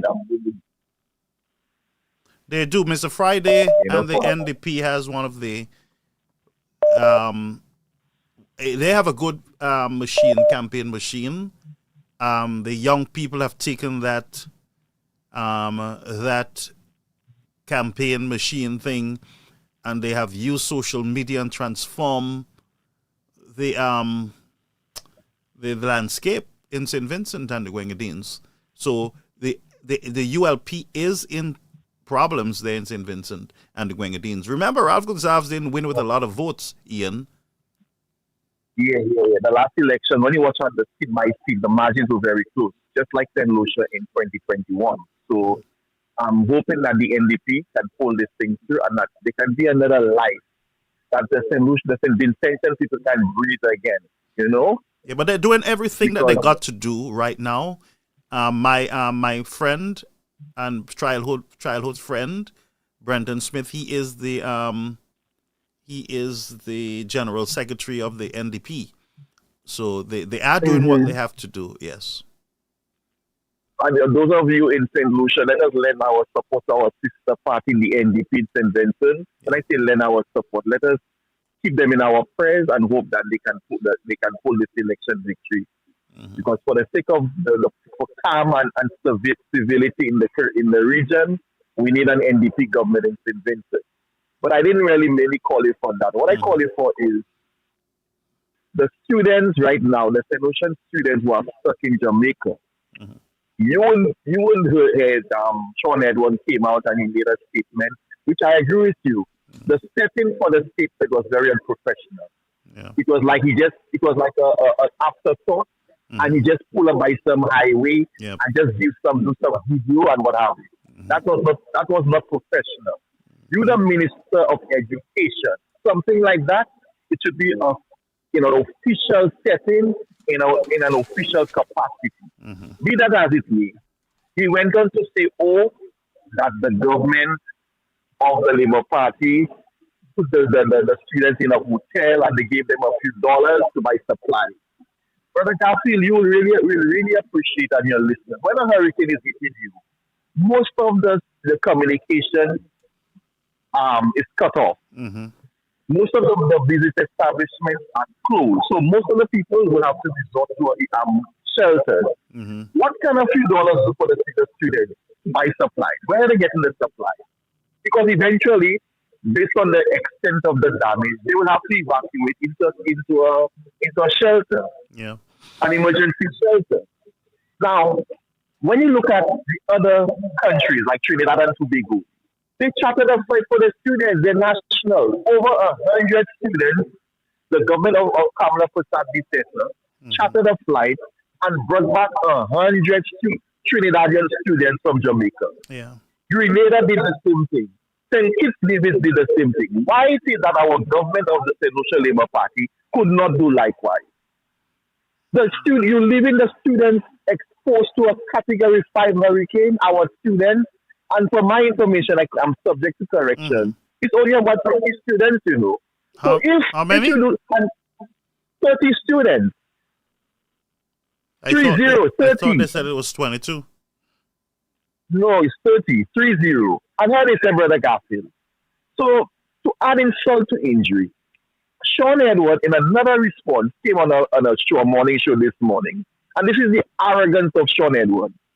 By saying, some people trying to politicize this thing, and that the government doesn't own a plane, and how are they going to get the people over here?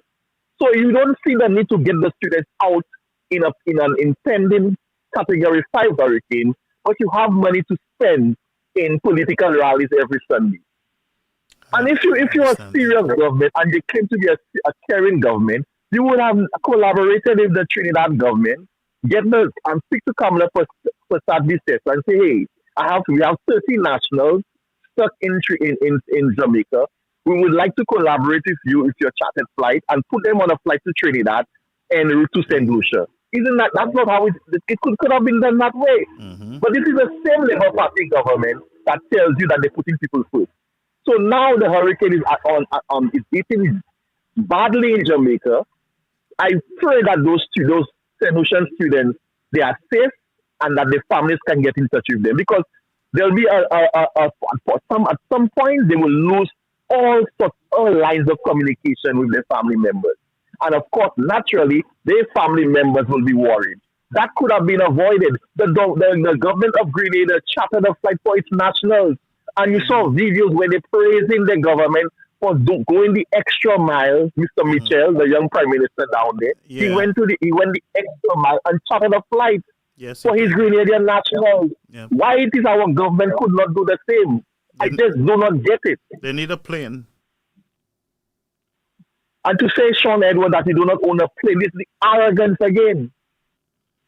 But Garfield, I don't know. We have to right that wrong, you know. We have to right that wrong, St. Lucia. Very soon. I am hearing that there is non-payment. The persons with disabilities, they normally get a check from government. I'm hearing that there's a 2-month delay, that they cannot get the disability check for at least for 2 months now. And Joachim Henry called Newspeeder trying to lie and say that's not true. When I did some fact checking, in truth and in fact, there are persons who are on disability who they rely on the government for the check. It's 2 months now, they cannot get the disability check. But he called in and said that it was just. That's not true, and there was a glitch and what happened. Now, I did my investigation and there was no glitch. There are people who are on disability right now, 2 months and beyond, cannot get the disability check. That is unacceptable. And this is the same Labour Party government who will tell you that they're putting people first. This is the same Labour Party government that when they have their political rallies, would spend over $400,000 to host a political rally. But yet still, you cannot charter a plane to get our St. Lucian nationals home safely. You delay in 2 months now. The persons who depend on their little disability check cannot get their check. But you're putting people first. St. Lucia, I will not be long. We have to right that wrong. Have a blessed night, Brother Garfield. Thank you so much. That was Ian. Let's just wait for a few more calls. I have there's a call that I need to respond to. Just bear with me, folks. I got to take this call. It's very important. This person tried to get me earlier, so I'm going to pull it into the system now.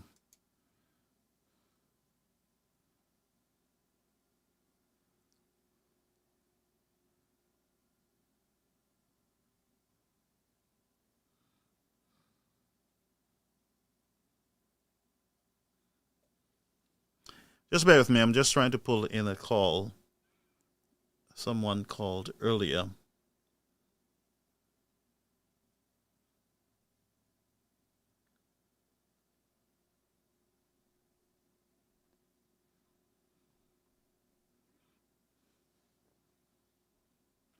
Okay, so let's hope that they call back. I'm going to open the line. So we're hearing that general elections in St. Vincent, I believe it is going to be on the 27th of November.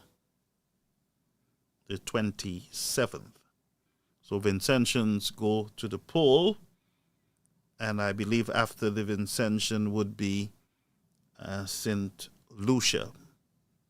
St. Lucia. We continue to keep our brothers and our sisters in prayer, those who are in Jamaica. Tonight they are going through, they're going through some issues there. So before the election of the 27th in St. Vincent, I'm going to bring on the opposition leader of St. Vincent, Mr. Goodwin Friday, to address the people of St. Vincent and the Grenadines and our brethren here on the platform. So before the elections, we're going to have Mr. Goodwin Friday coming on to the platform. Caller, you're on the air, Caribbean American News Media Platform. Good evening, Brother Garfield. How are you doing? Not bad at all, my friend. Long time I was saying that I don't hear from you anymore. I know, man. No, not that. Sometimes when the program is on, there's so much going on. Yeah, I know. Yeah, but I always listen in, though. Let me tell you, this press briefing that happened today, with some of the things mentioned in that GPH deal, Brother Garfield, I strongly believe we as a country, we are ready to know. Because when I look at this GPH deal, understanding the terms of that deal, which even before when that deal was made, I find it ridiculous to have an asset making money and to have somebody come and be taking all that revenue that you already be making and just hand it over to them. I find it strange, because the little I know about business is if you have a business and let's say you cannot run it and you need investors, what happened? Don't the investor bring in money to run that business for you? Yeah. Because technically, what this government wants us to believe is that SLASPA, and I have to echo those things there because we all know this is a lying government. And because they know most of these information are not readily available to the public, they can keep lying to us about these things. But anyways, they're making us believe that SLASPA is not able to take care of a loan of $22 million dollars. Right? However, GPH came in with no money. Why am I saying no money? Because for them to pay that loan that SLASPA owed, which is they paid somewhere around $17 million, they borrowed from a bank in St. Lucia. There is a problem there already. Wow. You see, this is where I tell you, people in St. Lucia are sleeping on them. When you have banks in St. Lucia, I hear people complaining all the time. They have banks in St. Lucia where they have investment in those banks and they're not making interest on it. Well, here's the reason why you're not making interest. Because when you have our government making bad deals, you have our government making bad deals, how are you going to be making money, my friend?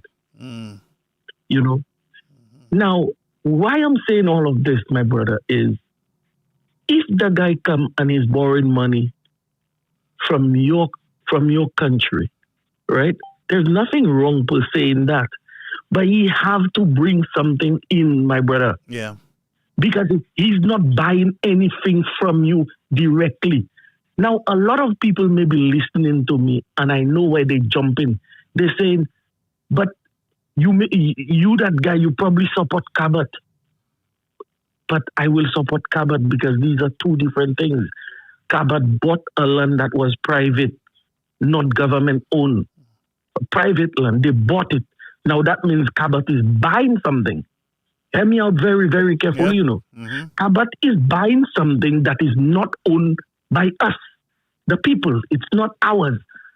It is privately owned. They bought it from Scotiabank, and then they took a loan from our retirement fund, which is a good thing, because why is it a good thing?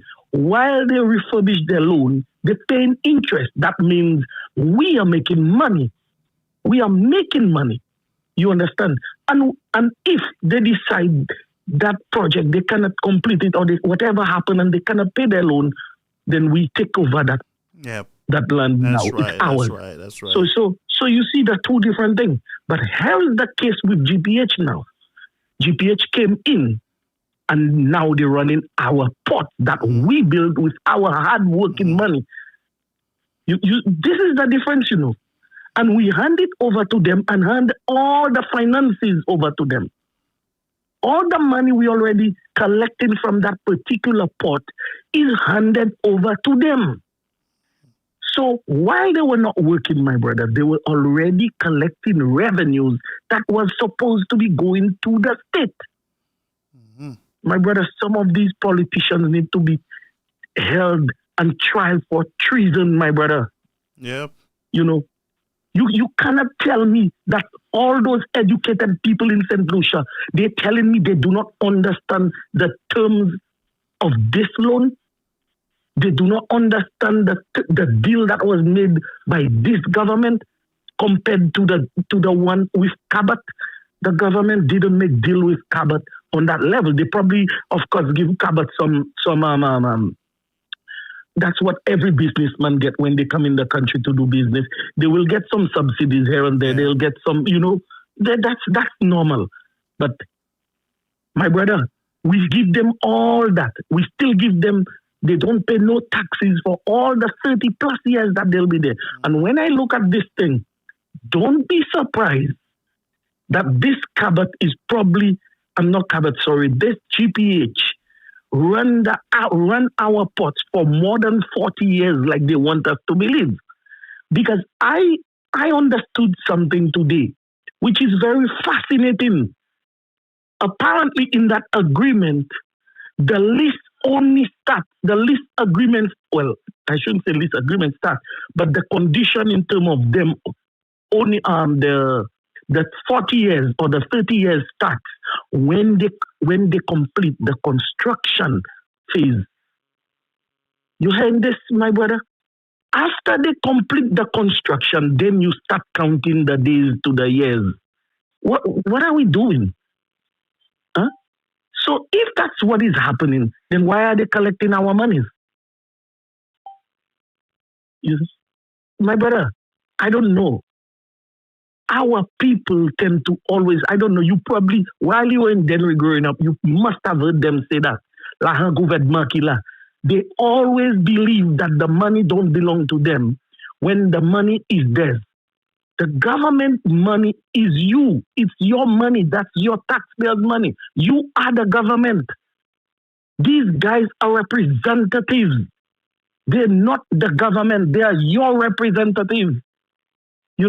So when they take your money and misuse it like this, because honestly, I'm telling you, in another country, this would be investigated and a lot would come out of this thing. How would you do that to the people you claim you care so much about? But yet still, you didn't see anything wrong in putting a 2.5% levy on them. Wow, ridiculous. You see that? Yeah, ridiculous. Wow. My brother, we need to wake up, man. We really need to wake up. It's high time we understand what we're dealing with. We're dealing with a set of fellas, that are becoming very wealthy and very powerful, my brother. Yep. Let me tell you what I read earlier today. Don't know if you have any knowledge of it, but apparently back in the 1960s in the US, there was only maybe about 17 to 14 billionaires. And from that time to today, there's over 3,000 billionaires. What do you think is happening, my brother? It's a lot of people are hogging the wealth of the country, my friend. Yeah. Why is that happening? And how is it happening? Let me explain a little bit based on my knowledge as to reading that article that I read. What is happening is before the little they used to put in the elections, right? It was minuscule. Now these guys are putting in billions of dollars every election in the US. And this is how they hog most of the money, and the people are left stranded, my friend. While your government is cutting, what's the term you guys use for those people that get the food stamp and stuff like that? There's a term, I can't remember the name right now. Where in St. Lucia? In the US, they cut all these fundings for social these benefits. People social benefits, right? So they cut all of that. I'm saying all of this to say, don't you see a pattern of behavior similar in St. Lucia, my friends? My friends, a lot of these guys that came in there, whether they've been there for a few years or whatever, they all now have become so powerful. But ask yourself the question, why do they think they're so powerful? The power, it comes with the money, my friend. That's where they gain the power. It's not because of the vote alone you give them. It's the money, the wealth they have accumulated, Brother Garfield. They feel that they're untouchable. You don't see how many lawyers some of them are bringing to court when they have a little court case, my friend? Yeah. Go back and look at those same guys that can now bring in 3-4 lawyers on a little case. Look at their history. Just something. Look at their back history. Look at which job that they ever hold, that they probably could even afford a lawyer with that job they held. Some of them never held a good job, a good paying job. Some of them were working below the minimum wage, but today they are millionaires, my friend. Some of them in less than 5 years, they are millionaires. The voters need to understand these guys are keeping them in the poverty so that every election they can keep depending on them. You don't see, for years this Labour government have been, these guys have been banking on the poor, on the poor, on the poor. When are we not going to have poor people in St. Lucia? If you are so much for the poor, are you creating poverty so that you could keep governing the poor? I'm asking a question. It sounds realistic to me, Brother Garfield. Yep. Are you really keeping the people in poverty so you could keep governing poor people? Because you keep saying that you are government of bread, freedom, and justice. That is what it is. That's what they say, right? But who's getting the justice? Who's getting the bread? And who's getting the freedom, my friend? It's certainly not those people following you. Yep. I can point my fingers on a few that are getting the bread, my brother. Yeah. I can also point my fingers on a few getting the justice. Yeah. This is why I say we need to be careful, my brother. Have yourself a wonderful evening. You too. Thank you so much. Thank you so much, my friend. And the caller makes a lot of sense. I have a Canadian call coming in. Let me see if I can pull it in into the system. Wait, the system is giving some problems now, folks. It's a lot of work we got to do on this system, our phone system. We just had just bear with me. Okay, I'm going to see if I can pull this in. Yes, sir. Caller, you're on the air. I was just returning the contact. Yes. How are you? Yes, I was just disappointed in what took place in the parliament today. Oh, boy. I mean, it's disgusting, very disgusting to see. Is that what we have for a prime minister? Is that what we have for a parliament? I mean, you talk about the man's attire. Yeah. Trying to You shame went on him. his, you went on, you went on his, as if he's not one of us because of his attire. I don't think Shasta is responsible for the prime minister not having sex appeal in his legs. He won't wear short pants. I mean, I don't know what's going on there, but this is awkward. It's funny. And I think the It's not funny. Well, It's when I not say funny, funny, it's it's not funny. It's disgusting. just stupid. Yeah. Because Chasney, it happened that he was born in Martinique, yes. There was a problem for his delivery. Yeah. So in order to have a safe delivery, the mother went to Martinique. But hadn't it for that, the mother Chasney would have been born in St. Lucia. Yeah. Yeah. But when you look at most of these parliamentarians, they send their jabbas and their wives overseas. Yeah. To give birth. That's right. Don't they? That's right. And they are foreigners. They train are foreigners. Yeah. They are foreigners. But would they like somebody to treat their children like that? It's shameful. You know? It's shameful. Very shameful. It's an embarrassment for the You see what I'm country. saying? Yeah. It's embarrassment. Yeah, embarrassment. I mean, how the outside world going to look at us as? Yeah. You know? Oh, it's disgusting. Solutions should think twice and decide and make a decision on this and say, look. And they will get the opportunity to do so. My goodness. Anyway, I'll give somebody else a chance. Thank you Bye. so much for calling, yes. All right. So let's go over to St. Vincent quickly, folks. I got to go, but let's go over to St. Vincent to get some of the action. Listen to me. Code Yellow is on the move in St. Vincent. So over to St. Vincent we go. Mr. Producer, fly over.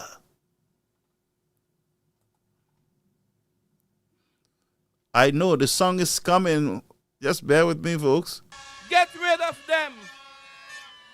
Don't bother with all the empty promises that they're bringing now. Why now? Why on the eve of calling the date you have 100, 1,000 promises? Why you didn't do it all the time? Because you want to buy time. No more time for them. No more time. Thursday, the 27th, you come out. My friend from Southwind would say that's his birthday. I hope you get a good birthday present. You come out. Come out. Come out in your numbers. Don't be afraid. Don't be afraid. Come out. Vote them out. Vote them out. I know they know that. They feel it. They know it. So, my friends say after voting, Thursday is Friday. After you say hold it. After Thursday is Friday. Friday. Friday. Thank you very much. You have a good night. Let's march to victory. Let's march to victory. As you reach, vote each. Ladies and gentlemen, please welcome the David of the New Democratic Party. Time to get jiggy, Chieftain Neptune.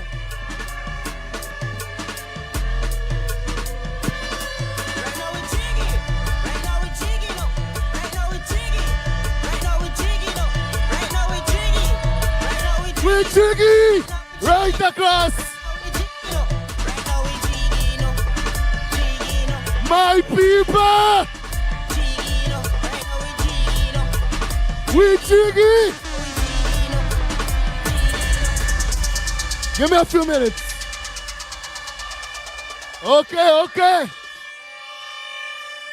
Give me 2 minutes. Give me 2 minutes.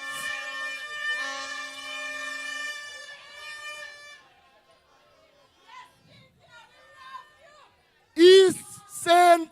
George.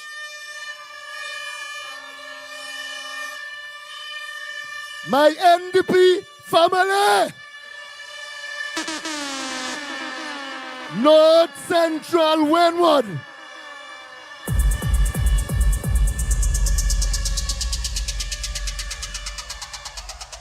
I thank each and every one of you from the bottom of my heart.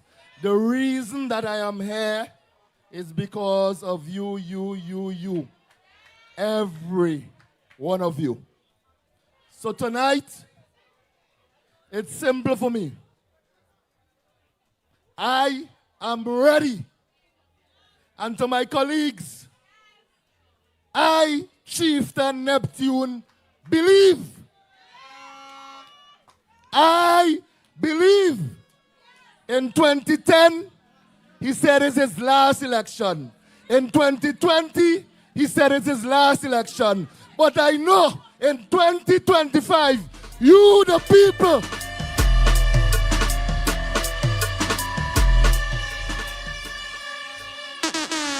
you, the people of St. Vincent and the Grenadines, will make it his last election.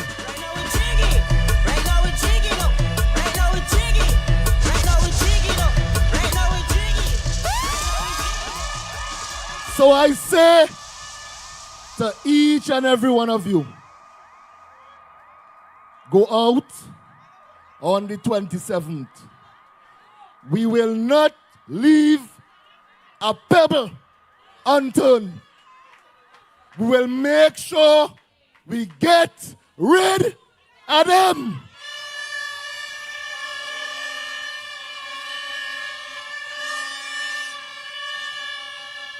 Go out, my people. Vote, my people. I love you, my people. Thank you.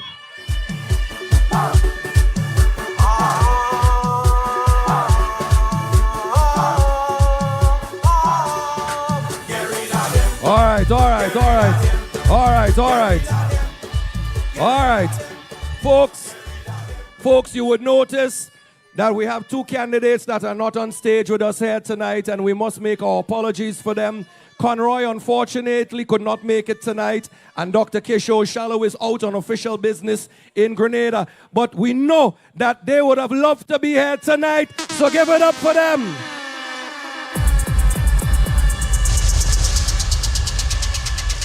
Please allow me now to welcome one of my co-hosts on the New Times program to introduce our next candidate.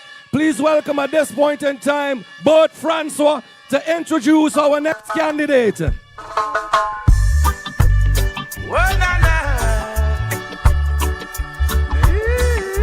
Refugee, East St. George.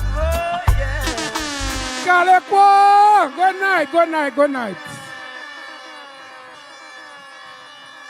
For over many years, I won't tell you how many years, we in East St. George, we are accustomed to proper representation.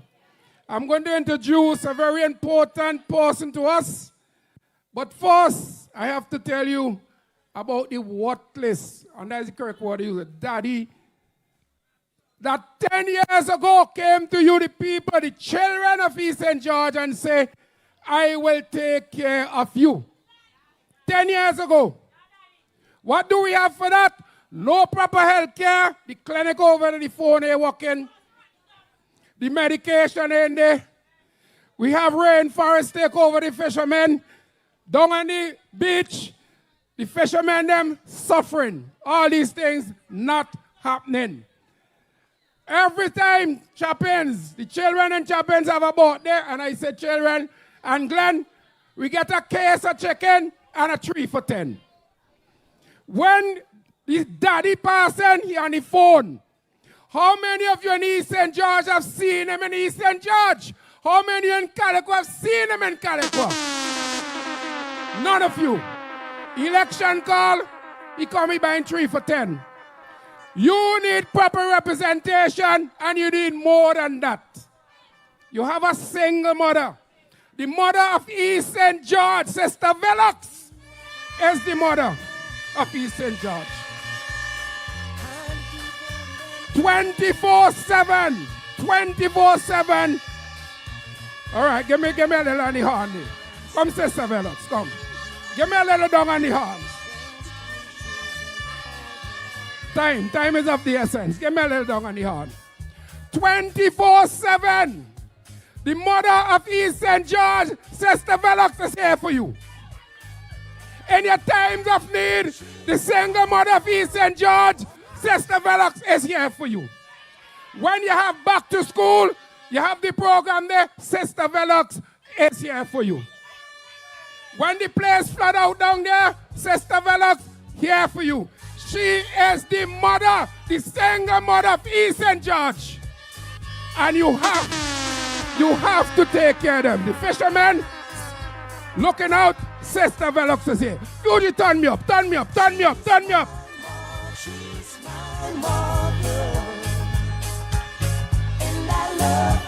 She is the mother of East St. George, and we love her more than any other. And we, the people of East St. George, tonight, we have to endorse the mother of East St. George. Put your hands together and welcome to address you, Sister Velox, the mother of East St. George. Turn me up, food, you turn me up.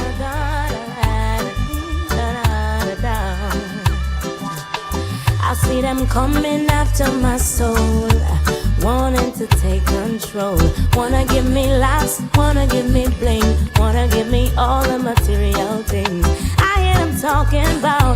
world has to offer. Girl, what you doing? Don't you see what they have done to Bedouin and Marcus, Jesus, and all of the prophets? But I'm not afraid.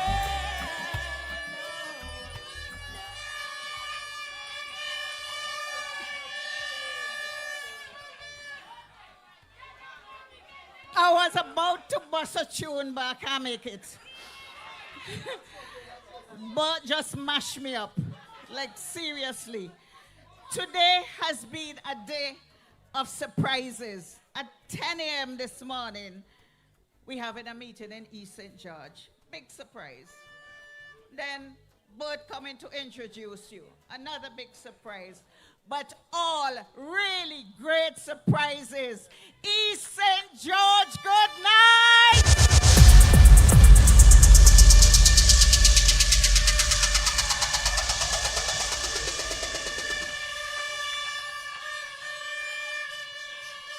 East St. George, it has been an arduous, difficult 5 years in here. But out of it came a lot of good because I was able to do so much with so little and help a lot of people.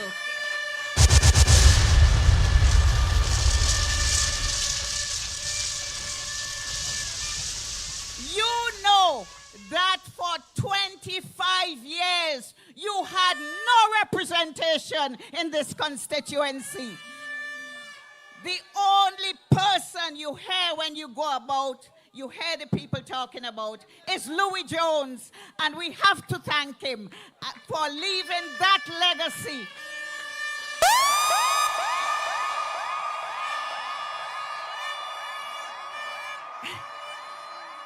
It is a legacy that I intend to build on so that your lives can be better.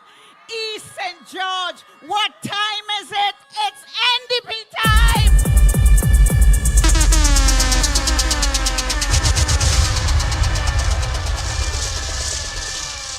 This is it!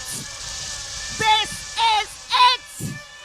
You are about to exhale! You are about to get a better life because this gentleman, Dr. Godwin Friday, and all these people standing here are salt of the earth people, ready to work for you, to make St. Vincent and the Grenadines a better place.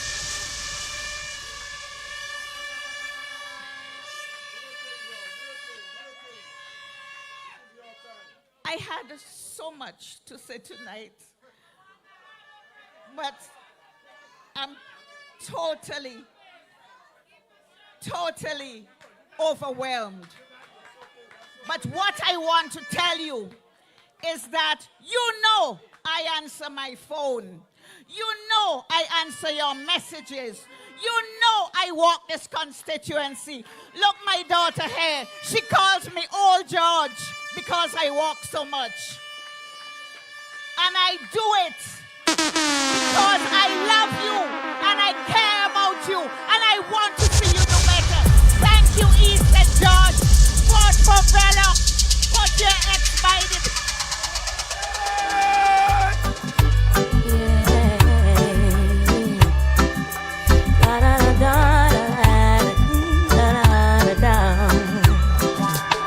I see them coming after. Yes, my friends, that is the NDP, the sister party of the United Workers' Party in East St. George. That is in St. Vincent. And so elections, we have breaking news. Elections in St. Vincent, November the 27th. That is 2025. This is this year. In the next few weeks, there will be general elections in St. Vincent and the Grenadines. And based on what we're seeing, what we're hearing, it looks like the NDP, the New Democratic Party, will take over the government there in St. Vincent and the Grenadines. And so they have been doing a lot of work.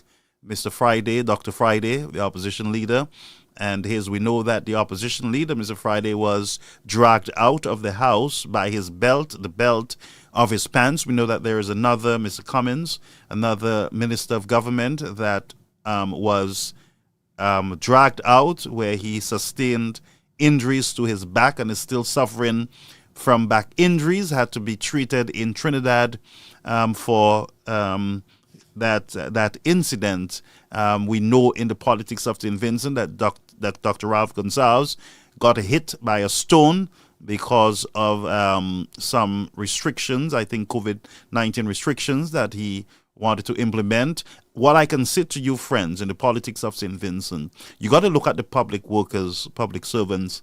I think they're going to come out against the government, and I'll tell you why. A number of teachers, a number of individuals lost their jobs, were placed under tremendous pressure from the Ralph Gonsalves administration. They lost all their benefits. Some of them worked most of their lives in government, and just during COVID lost everything. Teachers were fired, sent home.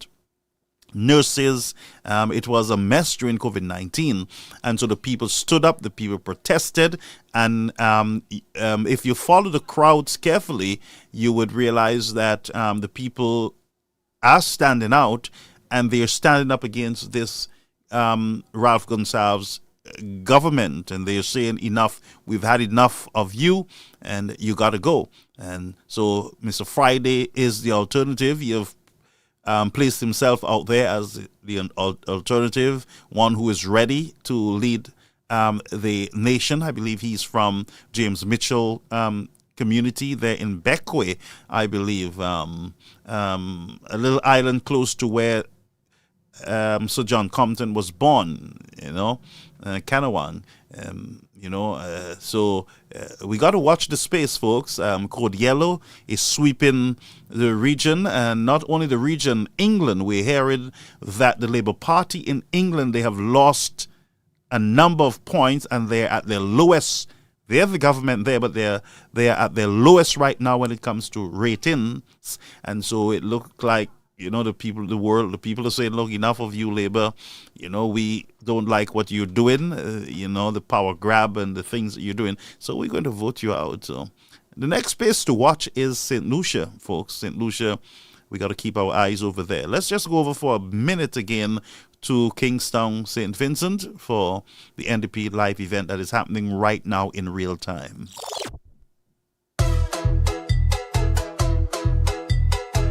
One. Do so, go. Tell them where we were, how we voted, where we were, how we voted. Tell them yellow is the code. And the bill we voted, you don't know the code. Tell them yellow is the code. Tell them you don't know the code. Say low, sing.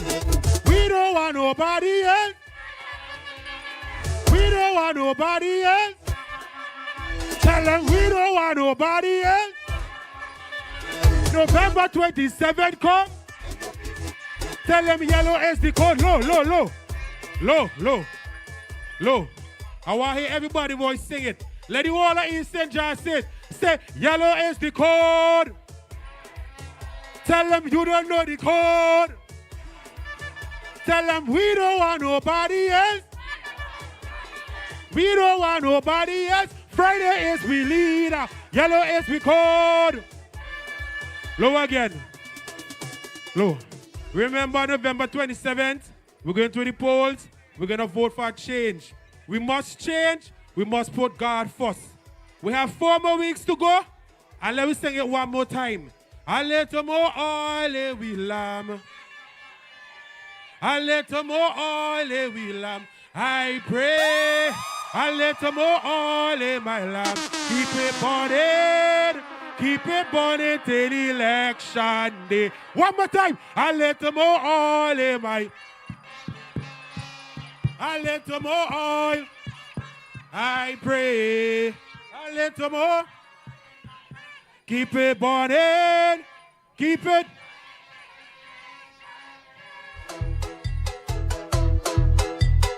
Yeah. All right. Hold on there, Fuji. Cue up the biggest NDP song you have there for me right now. And hey what? All you take out all your phones. Take out all your phones and open up your camera because I want all you to capture this and post it all over social media. Because when I tell all you, the New Democratic Party set the pace, you think we joking? We set the pace in the New Democratic Party. And when they think they were going to catch me when we pants down, we were already ready and waiting for them to call the election date. You see tomorrow, all you go straight to all your constituency office tomorrow and put on the change. There we go.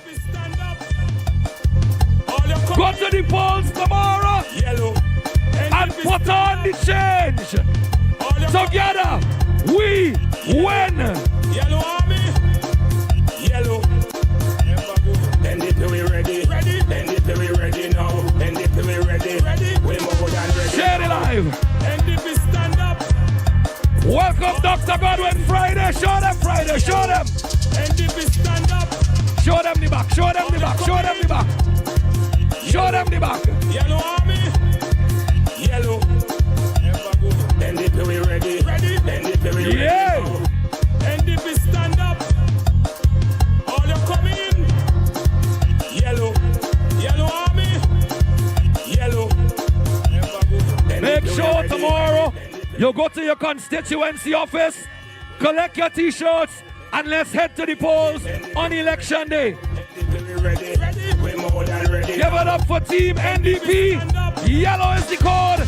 Together, we win this thing. Bend it till we ready. Bend it till we ready now. Bend it till we ready. We're more than ready now. Bend it till we ready. Ladies and gentlemen, I'm going to call each one of you, make a model, and then we go off. See, and we're going to start with Fitz, because Fitz is the closest to me. Give it up for Dwight Fitzgerald Bramble. And if we stand up, all you come in.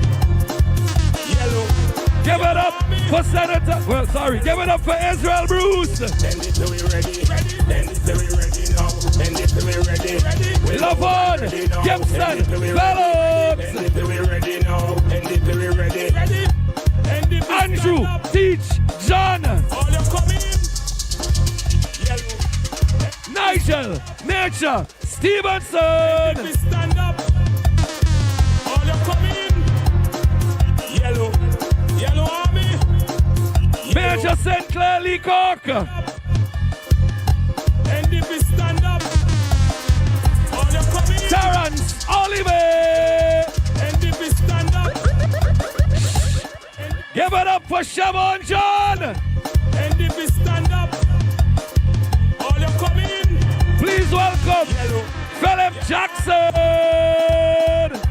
And if we stand up, all you come in. Make some noise for Nigel Nature Stevenson. Walk on already. Welcome, Cheb. Welcome, Kashaka Cupid. And if we stand up, give it up for Chieftain Neptune. All you come in. Yellow. Yellow army. Yellow. And if we stand up.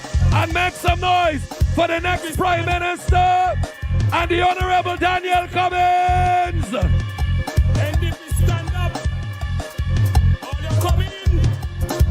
Yellow. Make some noise for the next Prime Minister, Godwin Friday. Come in. Yellow.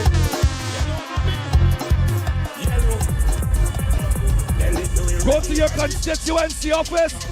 Make sure you put on the brand. The New Democratic Party, together we win. We go to the polls on election day, November 27th. Spread the word. NDP, we win. Please welcome now, ladies and gentlemen, to perform for you, Chemical Kid. Cue up the tune, cue up the tune. NDP faster! Bend it till we ready. Bend it till we ready now. Bend it till we ready. We're more than ready now. Remember when you vote on the 27th, put an X to the key, to the plan. Run it!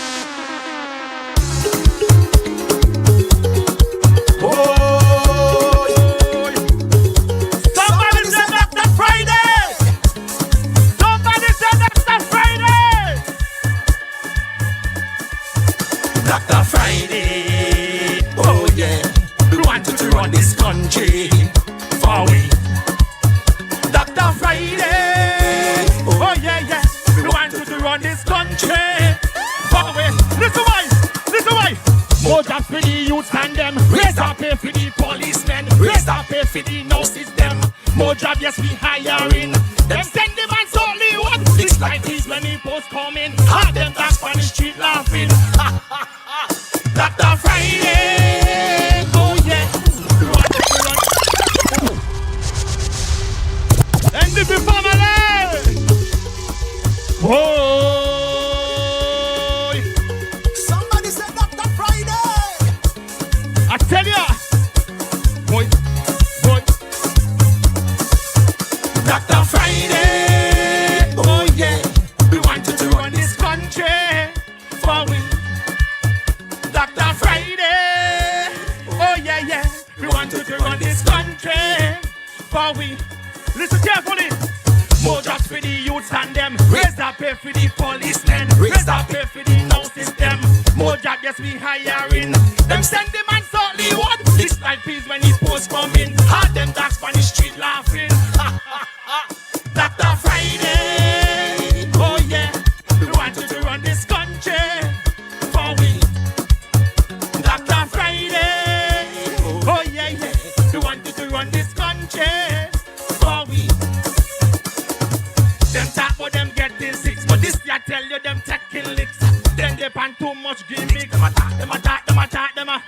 Them say NDP don't dead, and the yellow shots are hot up them head. Everybody don't know them party. Somebody say dead. Them dead. Dr. Friday, oh yeah, yeah, we want you to run this country for we. Dr. Friday, oh yeah, yeah, we want you to run this country for we. Listen, Friday don't have the plan in hand. More jumping, more Vincent Shan. Everybody know NDP strong. Put the X to the key to the plan. Them time about them getting six, but it's I tell you them taking licks. Them depend too much gimmicks. Oh God, Dr. Friday. Thank you. Oh yeah. Thank you. To run this country. I love the NDP family. Good night, good night. Dr. Friday. Oh yeah, yeah. We want you to run this country. More jobs for the youth. Folks, have a beautiful night. That was the NDP rally there in St. George's, in St.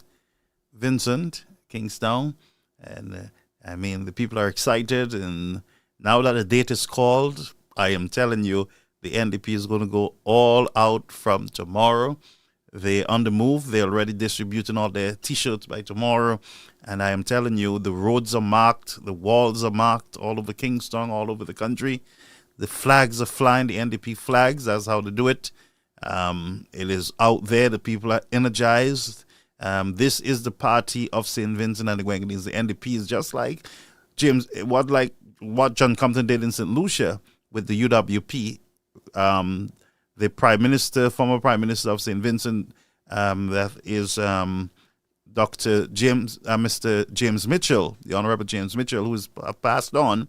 He was the one who held this NDP together for a very long time, who actually, were the ones out there in the country who served. The NDP served for years in government until Ralph came, and swept the country. He brought something new, and the people went for it, and so now they're saying we've had enough of you, and so it is time to go. They're still saying, we love you, but you got to go.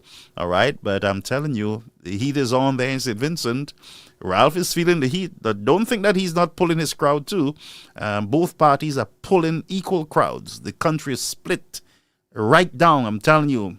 And I think he won by one seat or something like that, or two. But the NDP, they're strong. They do not mess around. And it's going to be interesting. We'll carry the elections live on this platform. We'll bring to you live coverage, so you have nothing to be afraid of. We'll have our people here doing commentaries and everything else. We'll have some. We try to get a UWP to be on with us. So we're going to have fun also, and we'll be right here as the results come in. and we will see, how it goes. But blessings, thank you for being here with us, and it has been a pleasure being with you on the platform. Have a good night rest, my friends. Thank you so much for being part of the journey here on Caribbean American News Media Platform. So long, bye-bye. Have a beautiful night.